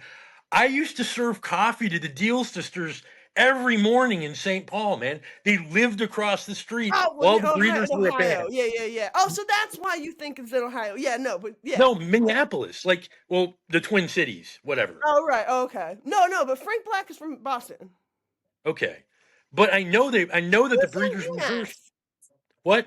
UMass. That Okay. song, UMass. It's Right. educational. Yeah. Yeah, no. But I mean, dude, you could hear the Breeders from my coffee shop rehearsing. Oh, that's I cool. mean, I don't know about like the Pixies. No, That like the was awesome. Lemonheads were from Boston, so we're like It was like Juliana Hatfield and Evan Dando, Dude, it's doing a shame drugs. about that album, honestly. Like, What? never mind Ray. It's a shame about that album. Never mind Ray. I fucking hated that album. Really? Oh God, I couldn't stand it. You don't like Rudderless? I don't like dude. Okay. You don't like Unsteady? It was so like okay. You know She those kinda shoulda sorta woulda loved her if you coulda. You don't okay. like that one? No, dude, I just Oh. not my thing, man. Like, look, you know those albums that are like they should be recorded with a condenser mic in a garage, and nobody should be allowed to do overdubs, and it should be handed out on like little tapes, like Yeah. cassette tapes. Like you're like that. That would have made that material listenable to me. Making it all Alright. sparkly and putting it on We should end. CD. We've been recording for 3 hours. What? Oh shit. We've Okay. been recording for 3 hours.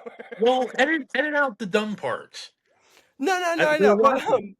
but Right. yeah, yeah, so this is a good process. I don't know how much we're gonna keep of all this, so just 3 hours. 15. I bet there's 15 minutes in here somewhere. Go But find it. thank you for talking to me. I'm gonna go smoke a cigarette. I'll text you in a minute. I don't think I'm Of gonna talk what? about Katie Mack on anything. You know what I mean? Like, Yeah. I'm No. not. What? This isn't all that shit. That's not fucking going online. You know what I mean? Yeah. It's Okay. yeah. So we're keeping Yeah. it. Keep it classy, San Diego. Kindness Yeah. is power. That's what we're doing. But we can talk all the shit fucking we want in the background. I don't give a fuck. Okay. Cool. All right.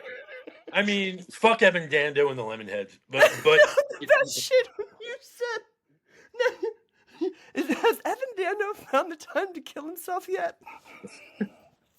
Is that guy still alive? I was amazed when you told me that he was. I was like, because he seemed committed.